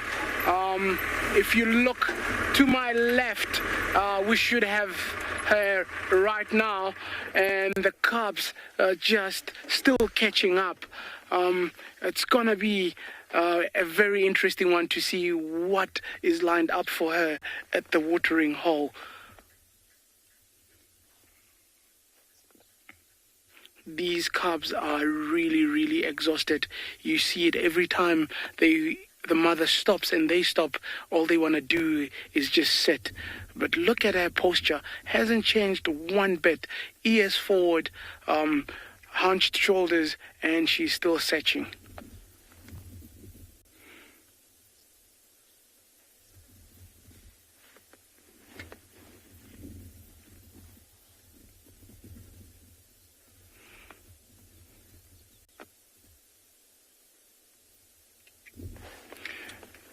And now we're giving them a bit of chance to get to the watering hole just a little bit before us, and I'll pursue them once they've reached the watering hole.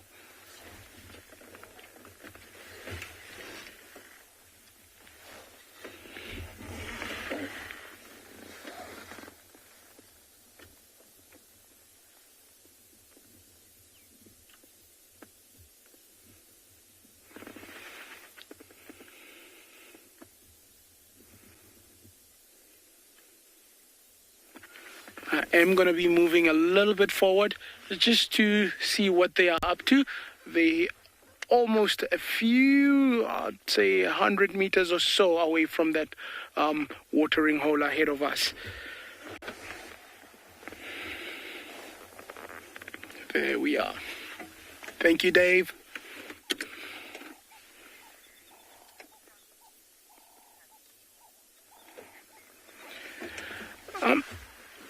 Sinek, a very good question, how strong cheetah cub's jaw is. If you had to measure it in PSIs, I cannot give you an exact pressure amount, but I would say probably as strong as what your dog pup would be. So I'm not sure on exact numbers there, but that's how I would measure it for you to make you understand. So if you took a domestic dog from home, a pup, and you measured that, it would be in proportion to that. I can actually find out and get the numbers, and with the next segment tomorrow or so on, when I do get the proper answer with the numbers and say it out. But a very good question there. So let's follow on and see.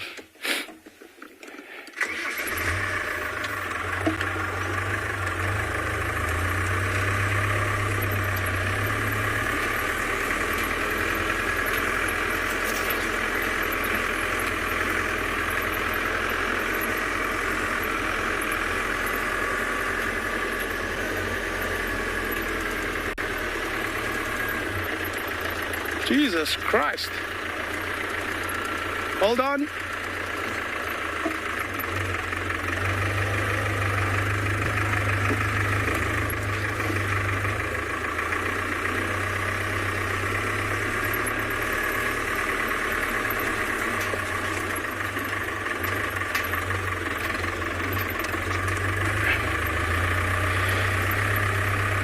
Testing my skill of driving here. These cheetahs are putting us through everything, making us work for it. I love it.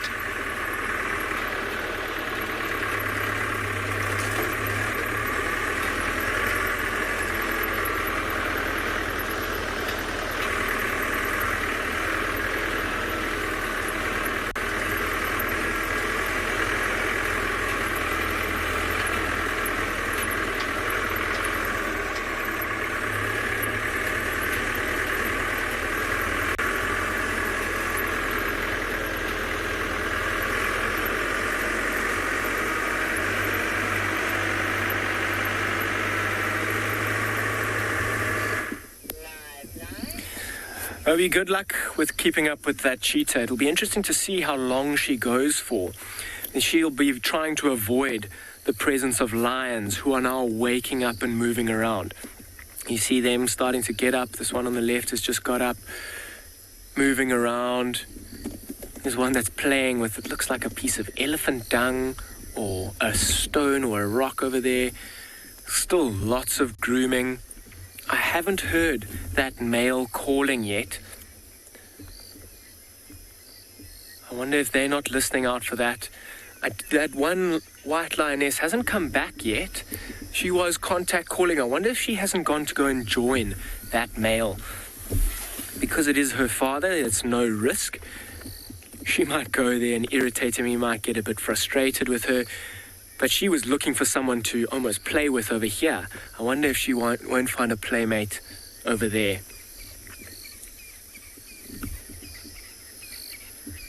Big stretches.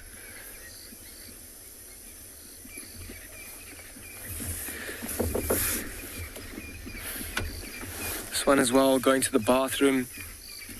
Just on the right-hand side. Looks like she's on her way back towards everybody else, maybe to rub heads up. Say good evening, looking forward to moving around and maybe eating. She looks like she could actually do with a meal this evening.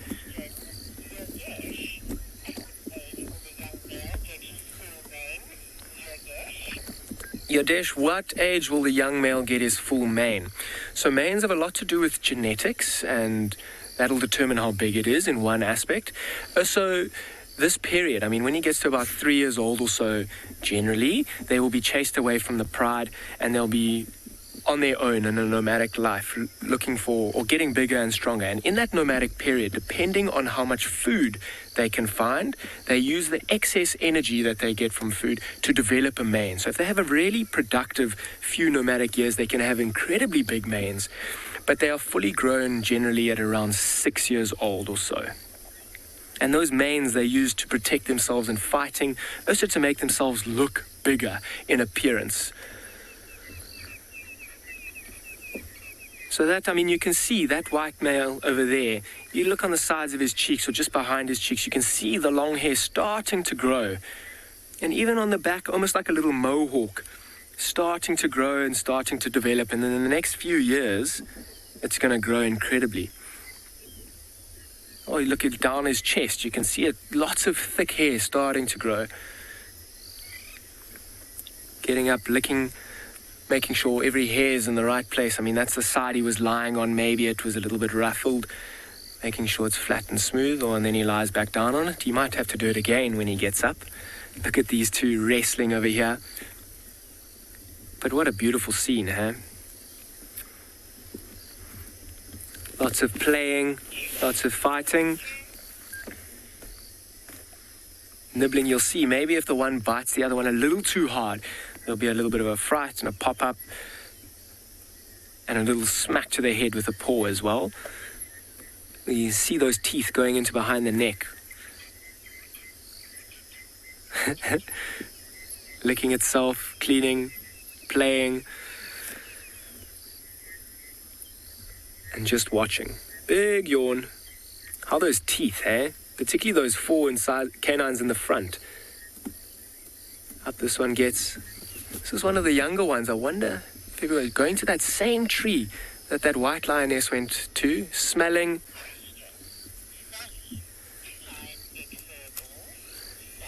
Sally, do lions get fur balls? They do get fur balls, particularly from their prey. You'll often see them coughing it up, not quite like a domestic cat, it'll sound like that, but also they get fur balls in their feces, or in their scat, as we call a predator's feces, and you'll see a lion's scat is often full of prey's fur. I guess that's a kind of a fur ball. You'll often see them using their very rough tongues to lick skin away and take it away, particularly if there's lots of meat to get to. There's digging, maybe it smelt something. I wonder what it smelt. I wonder if maybe another lioness or a lion didn't go to the bathroom over there, or maybe making a good spot for it to go to the bathroom. So what a lovely afternoon, everybody. I hope you have enjoyed it, from the elephants and the lions and the Masai Mara to the sightings in Phinda to those incredible cheetah in Tswalu. I really hope that cheetah manages to find some food this evening. To the beautiful lions that we've had this afternoon. It's been an absolute treat. I look forward to you guys joining us bright and early tomorrow for your live safari. Please do wake up and make an effort. You'll make sure it's going to be a good one. Hi, my name is Taylor McCurdy and I'm coming to you from eco training here on Pridelands. My most favorite animal in Africa has to be the elephant that's behind me, and this is Kumo, you'll meet him. But elephants just in general, they're really sociable, they're always doing something, and I love to see the interactions between the members of the herd. To learn more about these elephants, join me on channel 183 on DSTV.